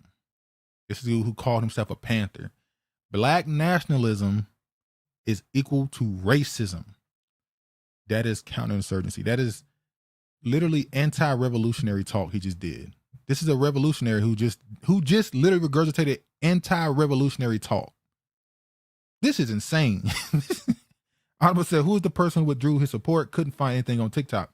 I didn't look on TikTok. I tried to look through other venues. I couldn't find anything either. Only person I've kept up with when it came to the Panthers, I'm gonna be honest, is Fred Hampton, is Junior. That's the only person I've kept up with. As far as these other people, a lot of them, the actual Panthers from back then, some of them were killed and jailed. Some of them had to go off into a regular life, change their name, try to get away from being investigated in the police. So the only person who I see as directly still attached to the Panthers is Junior. That's it. Brian says that they all look like him. And that might be what it really is. I would love to know all their backgrounds and how many of them are Black American. But anyway. Intercommunalists, just like Huey Newton said, we will no longer identify with this flag. We will no longer identify ourselves as the Black Panther Party for self-defense. We're going to take OG from the town's advice. We're going to take the name that he decided to put out there. We're going to call ourselves the Black Lion Party for International Solidarity. Reason for the international solidarity is because we will stand with the immigrants. We will stand with the people being terrorized for ICE. We will stand with any oppressed people across the world. We will keep feeding every single day, keep offering food every single day. We will keep patrolling the community with guns. We will keep stopping drug dealers, keep stopping sex traffickers. We will keep stopping police brutality. This little plaque that I got, it says Paul Birdsong, and as a Panther, it says since 2020. I don't regret the work that I've done because it's brought me to this point. But going forward, these Panther patches will no longer be on my uniform. Me and my comrades stand independent. We are willing to work with any organization that stands for the rights of every living person. Any organization that stands against imperialism, attacking immigrants. Now, if you're out here raping people and killing people and selling drugs and different stuff like that, yeah, deport them. But deport Nick. Honorable says Black Lion is crazy. I got to watch his interview with Flip. Yeah, I was gonna watch his Flip interview, but I figured it's gonna be a bunch of lying. And Flip, no offense, he's not, so he's gonna let him get some shit off. But it is what it is. This man just pretty much denounced Black nationalism, Black radical belief in this video, and telling you that he is for everybody, which is basically a Marxist. He doesn't care about any race over another. He sees everybody as equal, whether good or bad. So that's a bold statement. We'll see how that goes for you. But not only that, I got to show this next thing too. Got to show this next thing because hold on. Where do I got this? Oh, I got it in the wrong thing. Hold on, y'all. I got it in the wrong thing.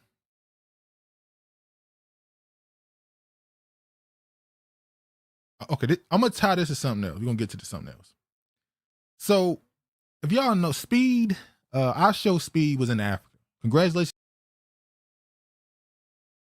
The 20-year-old youth, Black American who went through 20 countries in Africa from South, East, North, and West Africa. He ended his tour in Namibia after he had to cancel a date, but the final date was supposed to be Ghana.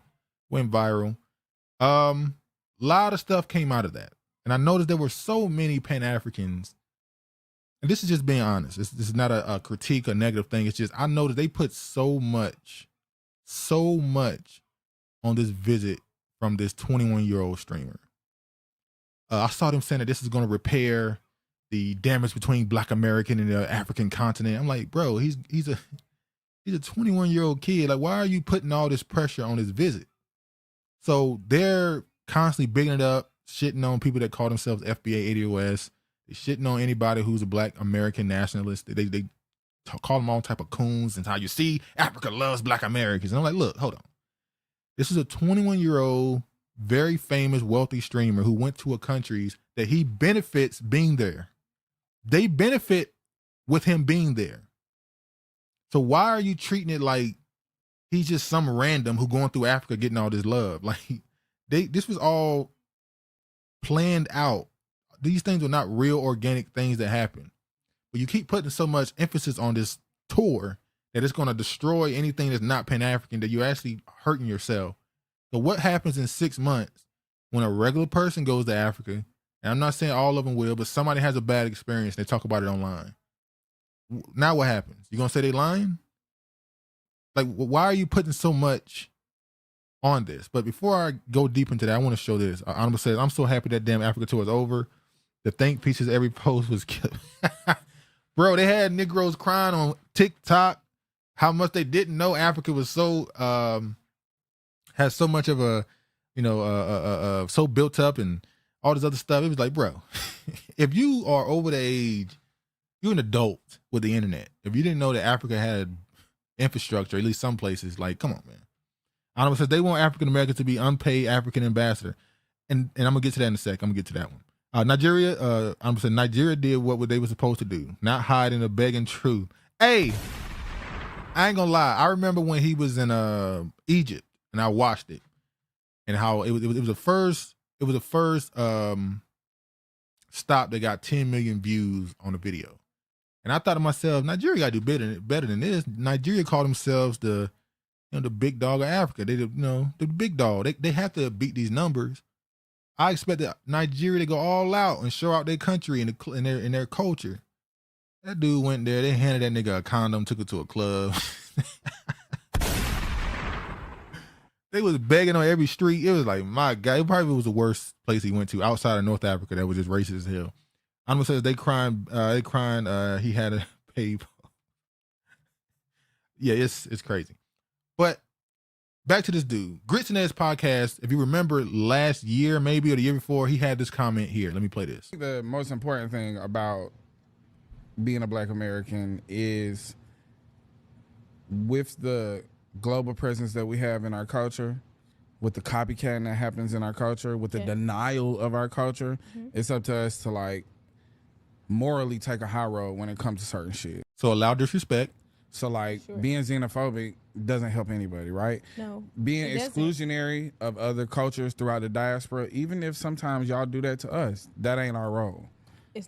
Now, this same person also got on his podcast and said that violence is not revolutionary, which sounds exactly like old buddy said when he said Black nationalism is equal to racism. So let me play what he had to say about the Speed trip, because they also got mad as hell at Tariq Nasheed. So when Speed touched down in the west side of Africa, he went to Senegal, I think, or was it Nigeria? I can't even remember. Tariq made a post saying that he was in Africa.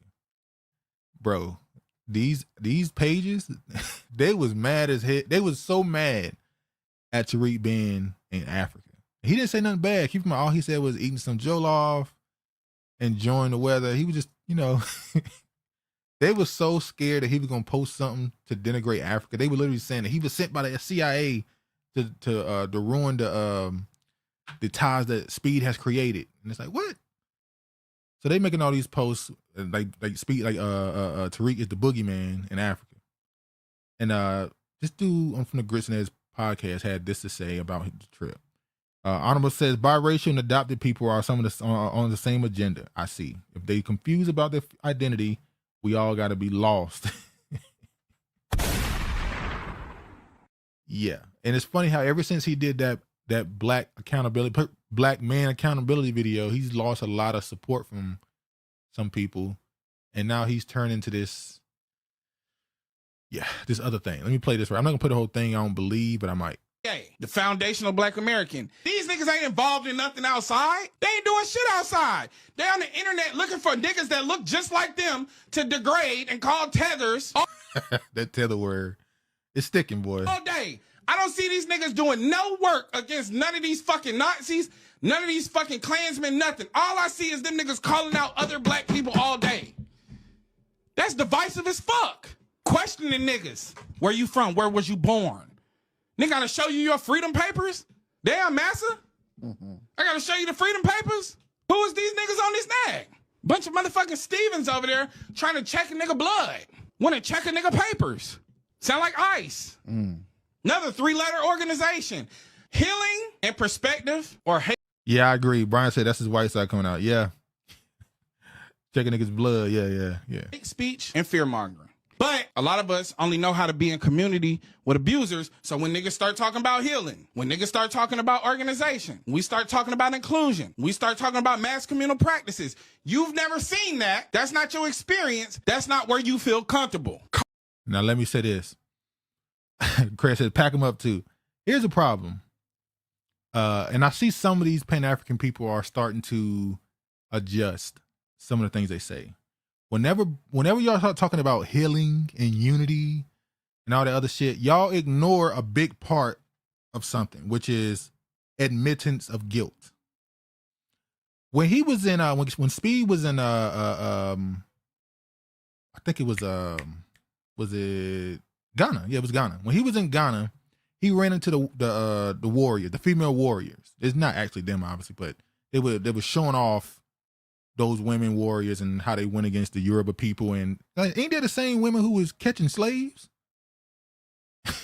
Like, ain't that the same women who were this kingdom, the kingdom of Uyuda, Abi, if you say it, weren't they traffickers, like big time traffickers associated with the half Portuguese, half African dude, King G's, however you say his name?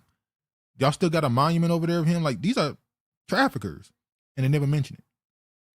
They took Speed to the door of no return. They showed him a slave ship, but they never told him, yeah, it was us. Yeah, this tribe, these people actually one that sold them. And that's the problem. Y'all keep trying to gloss over a big part of what need to be said. So no, it can't be no unity until people start laying everything on the table. Honesty. Animal says, what's the Freedom Paper response about? I've heard it a lot this week. Because they keep comparing ICE to slave patrol, and all the immigrants are slaves trying to be captured. So when they came out and said that American citizens will need to have identification proving they're a citizen, they're calling that they're calling that freedom papers. Even though you already have proof of citizenship if you have an ID. I mean, I'm pretty sure you walk around with a social security. I mean, you already have proof of citizenship on you. They're not telling you to do something new, but now it's anyway. But yeah. Calling niggas names, checking niggas verification. What hood is this? What hood is that? Now, if we was gangbanging and killing each other, it would be a problem. But it's not a problem when a nigga asks where you from, and it's on the internet, and it's on the basis of a culture that we created out of oppression. You don't. No. People ask you, yeah, the homie women warrior. Thank you, Mark. The homie kingdom. Thank you. The homie women warriors. They didn't tell them who they were. They just danced in front of them. One of them, even in the midst of the performance, had him lay down and put her foot on him. And it's like, that looked crazy. Although, let me say this, sidebar. When he went to Liberia, there were so many people, I can't lie, me and Travis both said it. There were so many people we saw where it was like, God damn, you could tell that some of these people descend from Black Americans, because it was just like, the way they looked was just so, quote unquote, Americanized, even though they weren't American. Black American, it was crazy. But yeah, Yeah. You don't want to let other niggas participate in your culture because they come over here and degrade him. And you know the business of colonization better than anybody. These niggas is brainwashed. So that's another thing. This is I'm talking about how these people, these Pan-Africans treat Africans like how liberals treat blacks. The racism of low expectations. You don't expect them to know anything. They're ignorant. We got to teach them. Hey, Black Americans, we got to teach Africans about why they're dumb. It's crazy. So he went on this whole rant going on FBA and how they're not with the whole speed thing being pushed as a Pan-African unity thing. I want to show this. Somebody posted this. This is not me that made this, but this was great.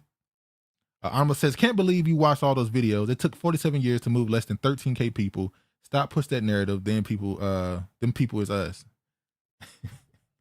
I don't know. I didn't watch the whole thing. Don't get it twisted. Hold on. Anyway, this right here.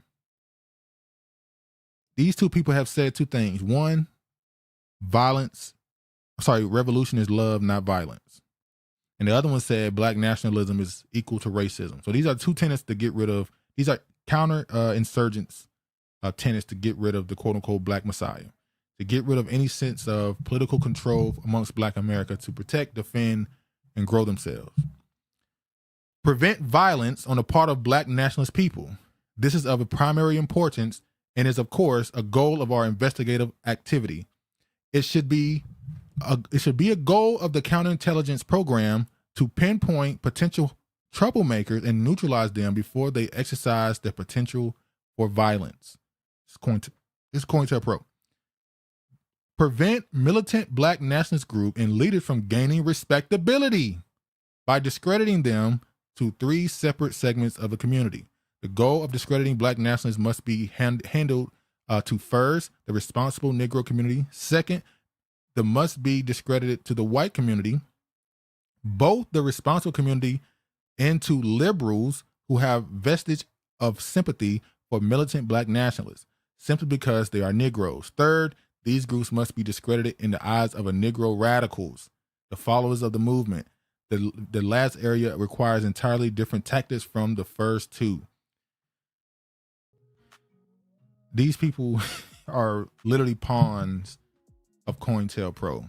They keep calling people like Tariq and all that stuff, but it's like y'all are doing it maybe not even to your own. You don't even understand what you're doing because you went to college and you have certain teaching and stuff that you got from Africana studies or whatever, and you have this idea of how to get freedom through Marxism, a book written by these people from other societies and cultures.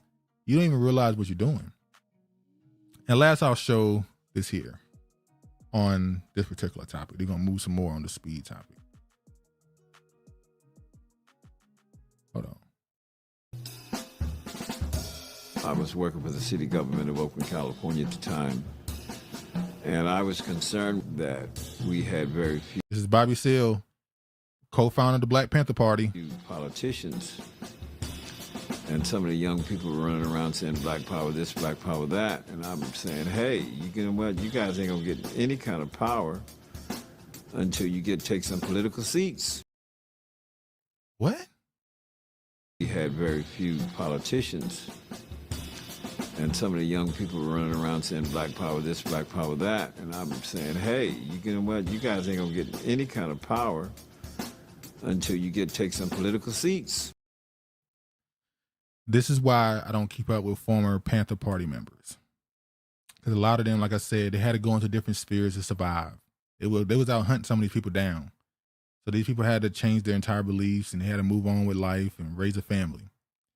What this man basically said is the only way to get power is through politics, which means the only way to get power is to assimilate.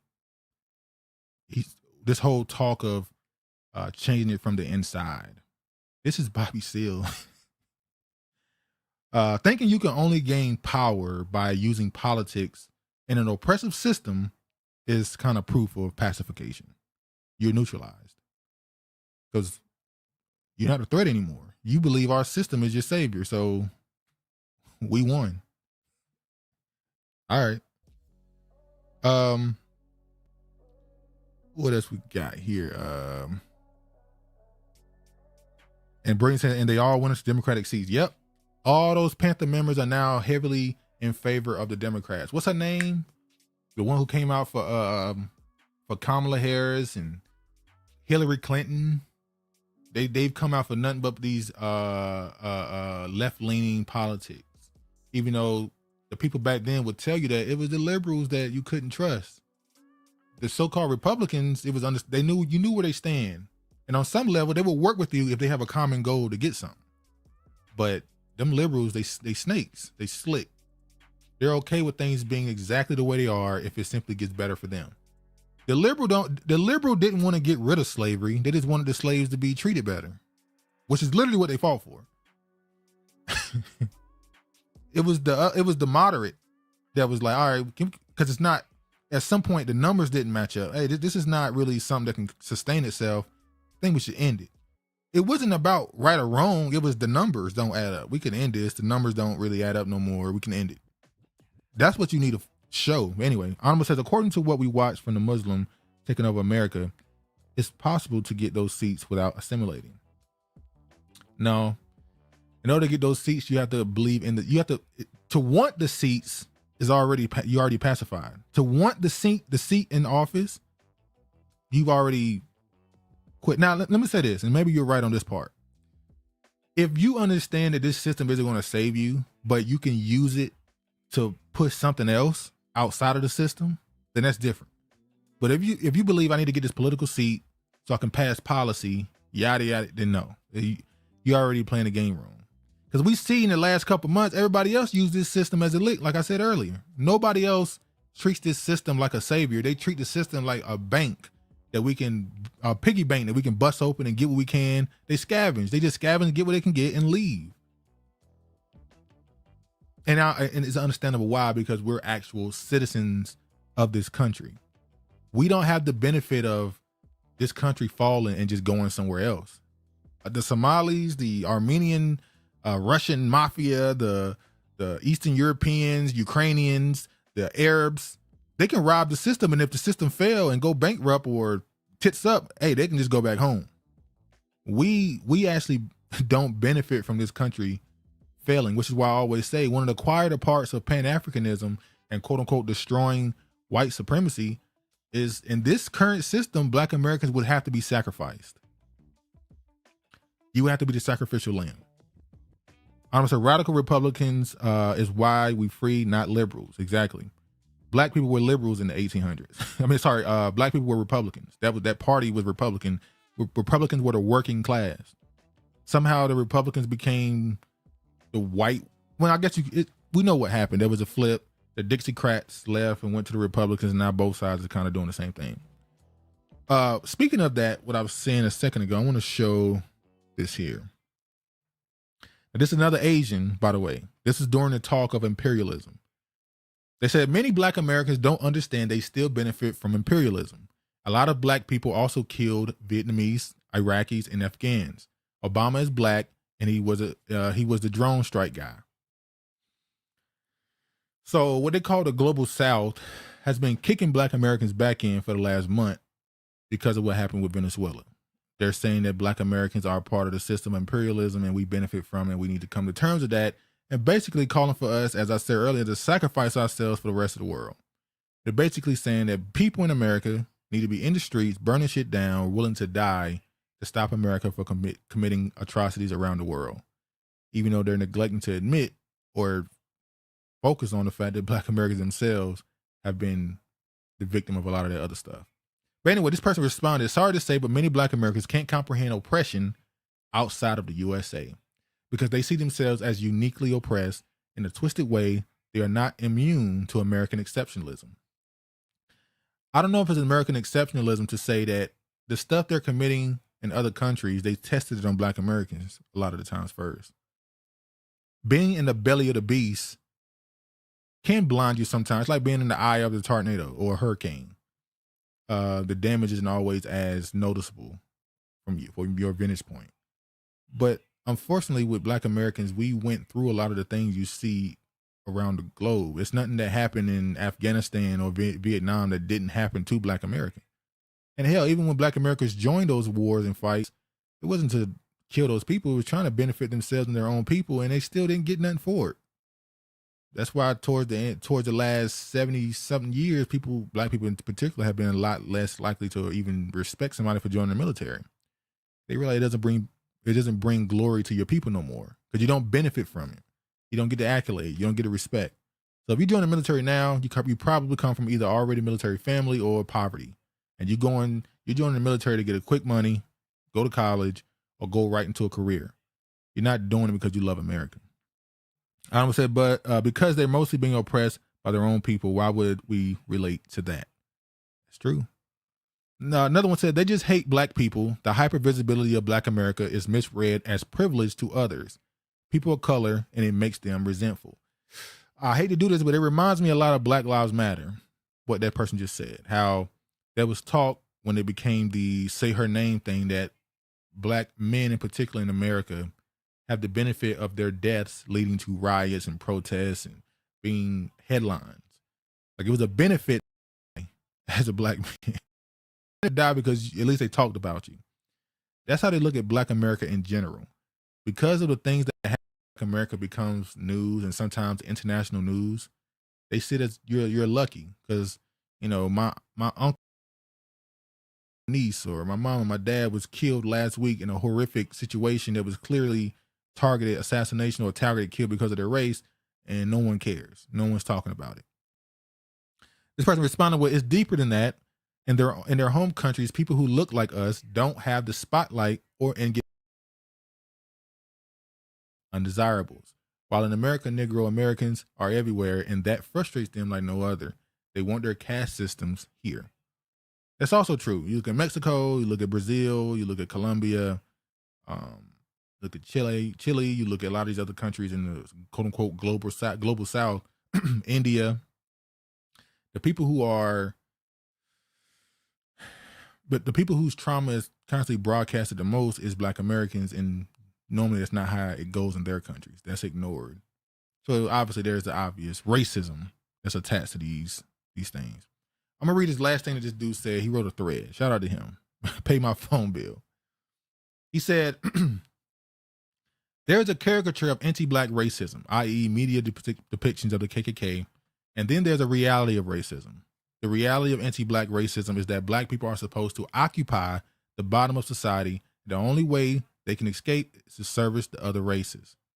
This is why they despise black ownership and steal from black people to this day. However, there are other aspects to this reality of anti-black racism when it comes to suffering. Black people are only supposed to be as comfortable as the most uncomfortable. Now, if there's more comfortable than non-black person, they must either make themselves as uncomfortable as the non-black person, or expend as much energy as possible without reserving any for themselves to make that non-black person more comfortable than them. You're supposed to be the bottom caste, is what he's saying, and it's the truth. What up, Dre?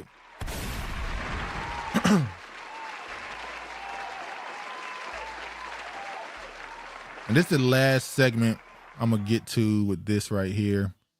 We're gonna talk a little bit. We got a little bit. Hold on, y'all. This will be the last segment.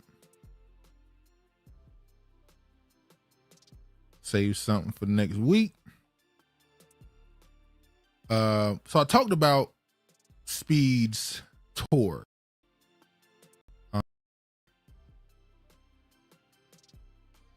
And his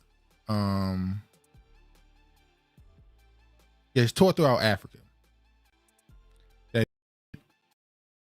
Ghana, but it ended rescheduled. Well,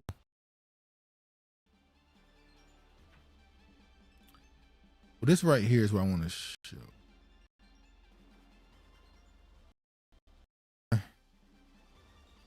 Some backlash.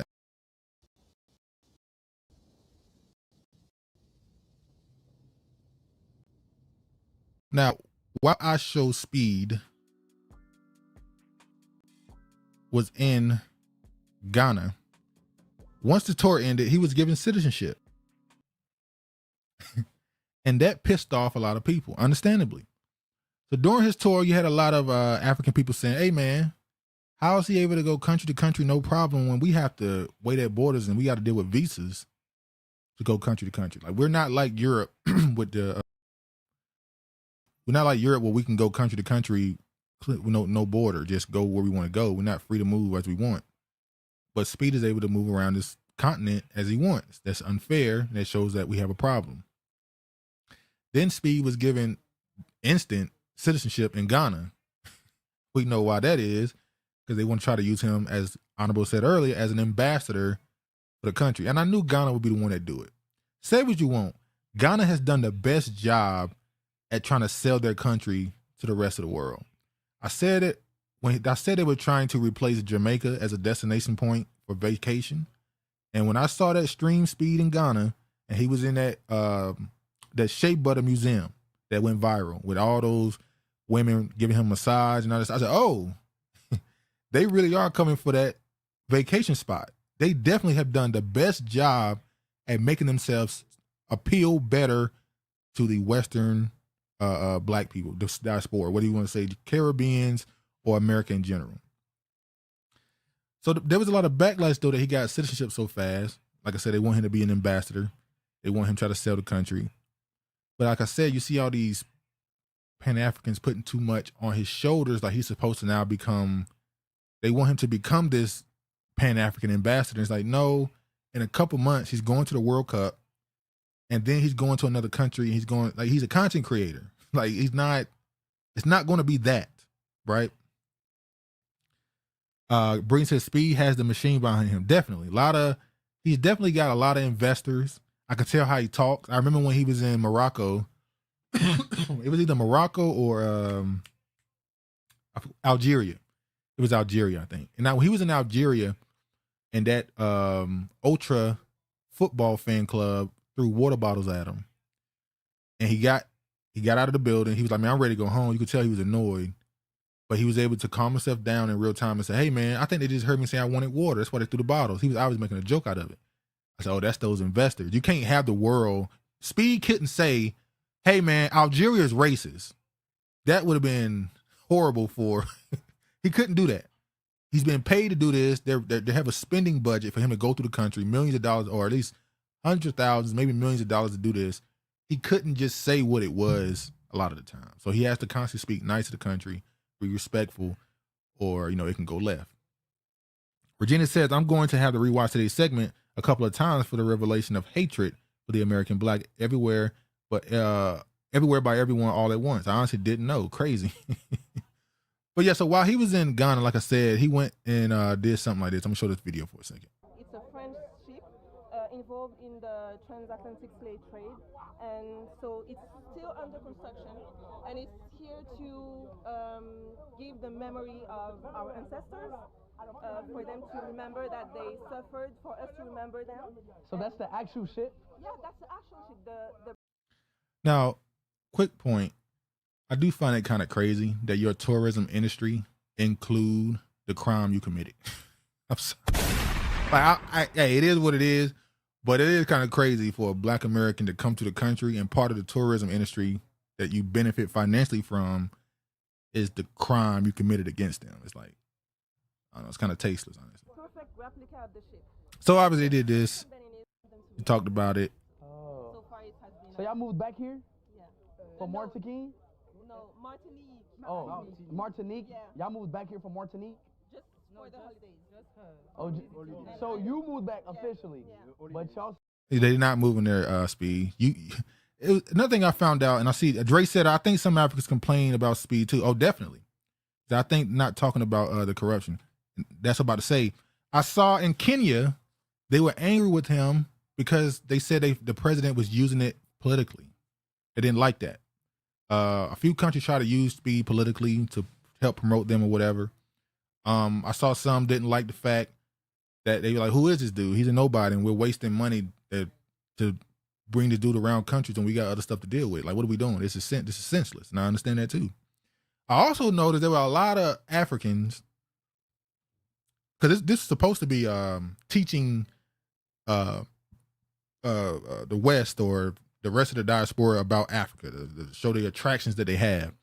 I was shocked by how many Africans in Africa said they didn't know about a lot of these places. Like, you had people that said that they never heard of the country Rwanda, and they were in Nigeria. They're like, I never heard of Rwanda. I never knew they had this or that. It's like, God damn.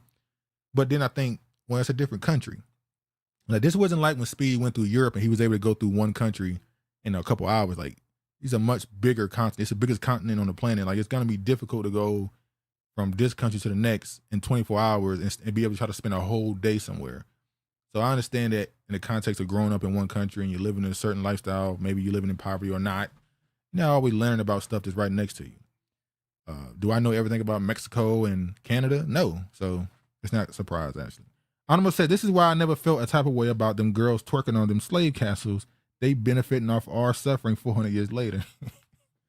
But that still was kind of crazy, though. All right, let's move on to the actual topic for this. This is going to be a quick run through. All right, so in the midst of Speed's African tour, I think he was in Morocco when this happened.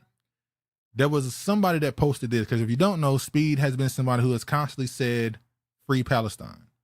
I don't know if he cares about politics or if it's just something that, he just finds funny to say or something. I don't know how in depth he is on politics, but he constantly says, free Palestine.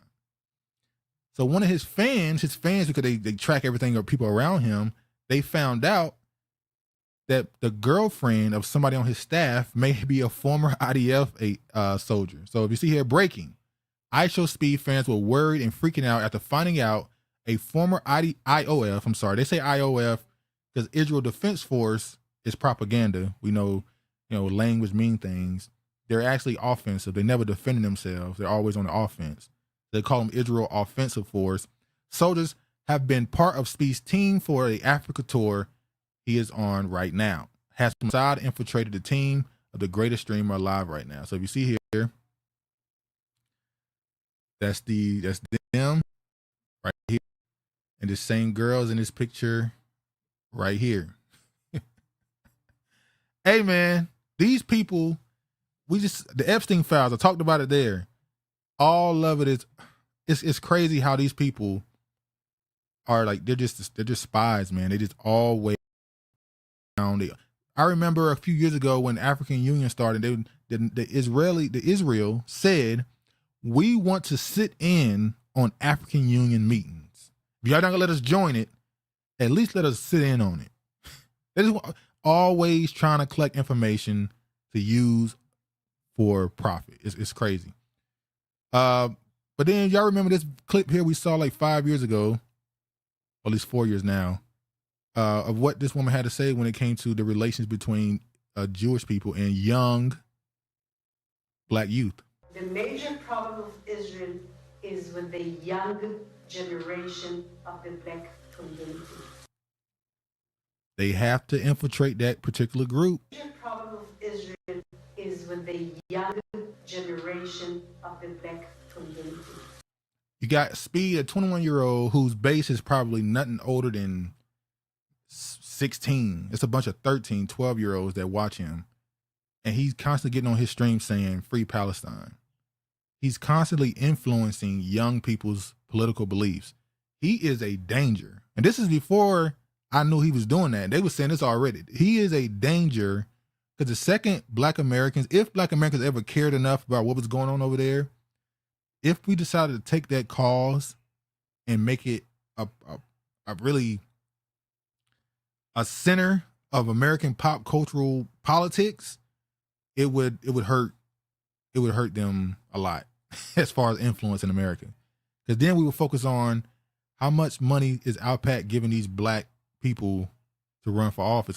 They're doing it right now. We don't even talk about it. We don't even care how many millions of dollars are being given to our black politicians. I have to come out and pledge allegiance to Israel and visit Israel. We don't even pay attention to it. The second we start paying attention to it, it hurts them greatly. Virginia says, well, that should have been obvious. Just look at her. Kind of like once I saw the real face of tenderism, well, there you have it, folks. Shake my damn head. All right, look at this. I'm gonna go through some more and I'm gonna get to a big one in a second. Lil Yachty and Bad Baby First VC Investments is a Jewish dating app. The rappers are investing in the Locks Club, a new dating app for Jews with ridiculously high standards, and they hope to close several other deals in 2021. Now, Lil Yachty and Bad Baby is not black, but unfortunately, her audience is probably black. Lil Yachty, obviously a rapper, right? Now look at this right here. This came out recently. Big deal. New Mossad recruitment ads exploit Iran's unrest with help from U.S. comedian. This is Desi Banks. Apparently, they were using Desi Banks LLC to cop ads. And he's saying he didn't know. I'm going to show what he said in a second. It said, the Mossad placed several recruitment ads on YouTube and other Google-owned social media platforms through Desi Banks Productions LLC, an eponymous company owned by a black Atlanta-based comedian known for urban-themed stand-up comedy and online video sketches like How the Pimps Used to Be Back in the Day. They name a bunch of his skits. Banks might be the unlikeliest conduit to for highly sensitive Mossad operations. On the other hand, the comedian's apolitical profile, likely need for production support, might have made him the perfect candidate for an intelligence agency seeking to conceal his fingerprints. And this right here is his response to being brought into this. Hold on, let me let it load up. Hold on. Ooh. Hold on.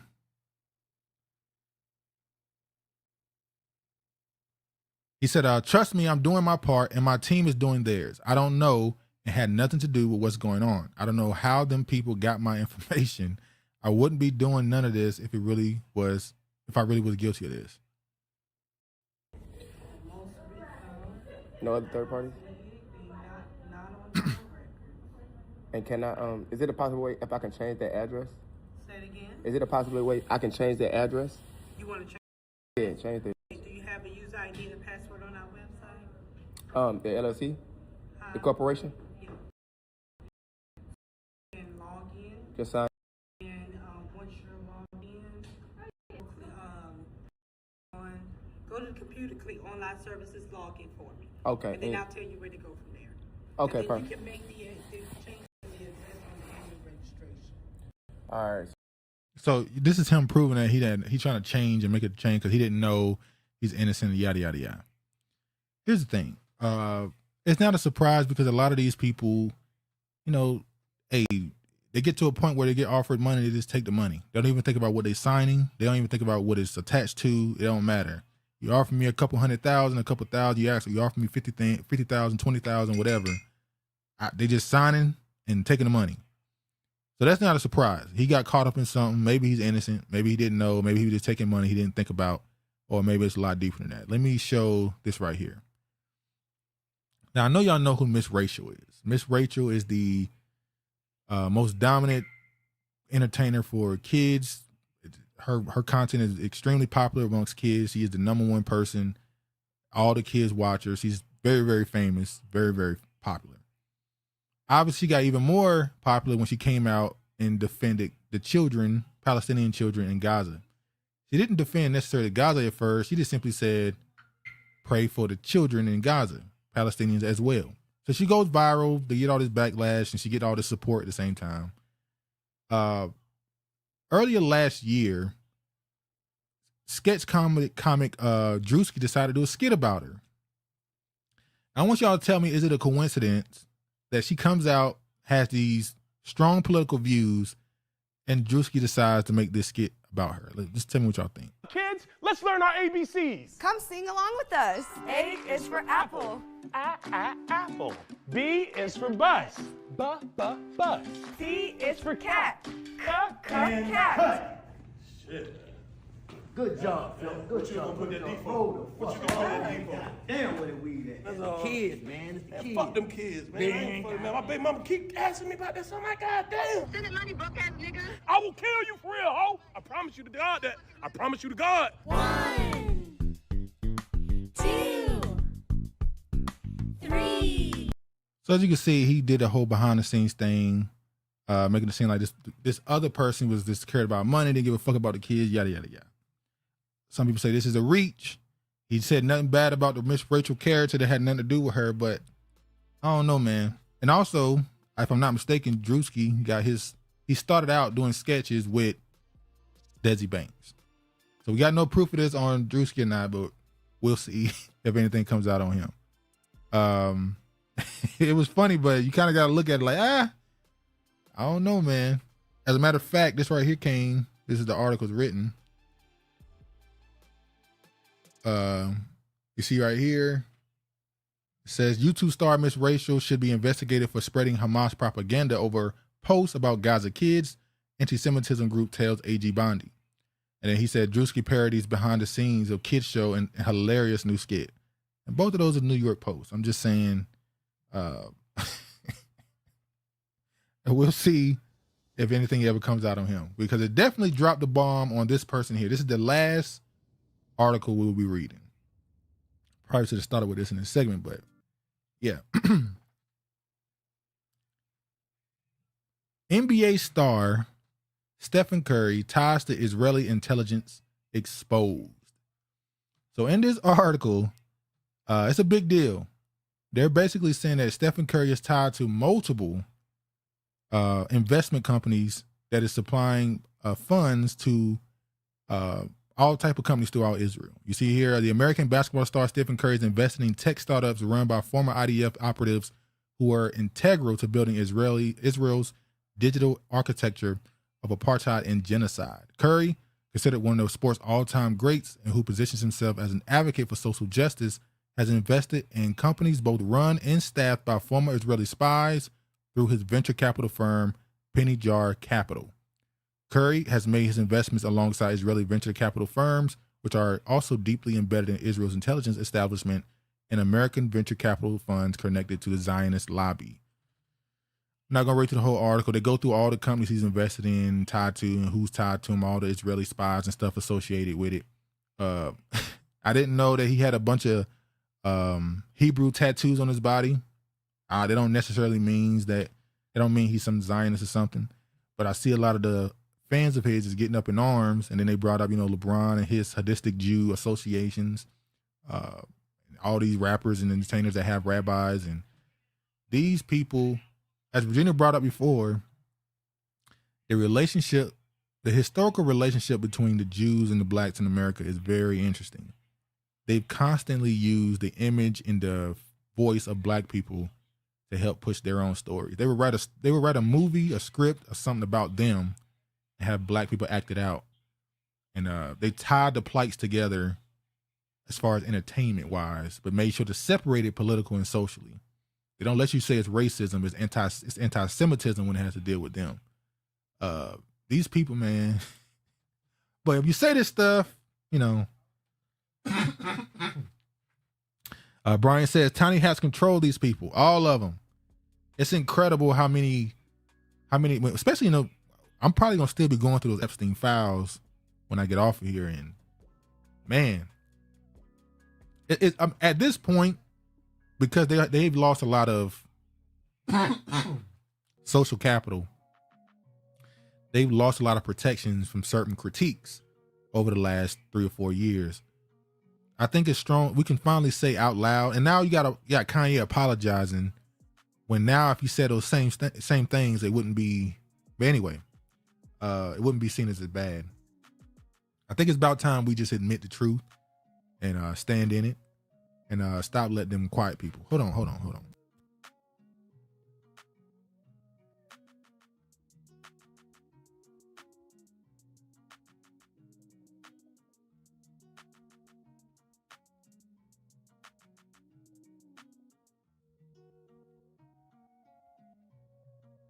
All right, I'm back. Anyway, man, I think I kept y'all here. It's 2 hours now. I'm gonna get out of here. Had a nice little talk today. A lot of information. I could have probably stayed on this for another 2 hours, honestly, because especially when it comes to Epstein Files, I could have kept going. But I'm gonna let y'all go. Definitely gonna talk about some more of that next week and a few other things that's coming. Save a lot of this stuff. Regina says, thanks for the show, Duke, and it's in strong. Everyone's starting fresh on Monday. Shout out to y'all. Appreciate the support. As always, be sure to like the stream on the way out. Like it. Be sure to share it if you can. Subscribe if you're not. I appreciate y'all for coming through. And I don't know, y'all. I'm getting real close. I'm trying to get Travis to come on next week, maybe. But that's not saying he will. You know, we'll see if we can get him back in the fold, man. Still trying. But anyway, thank y'all for coming through. Appreciate the support as always. Y'all be safe. All praise to the Most High, man. And peace.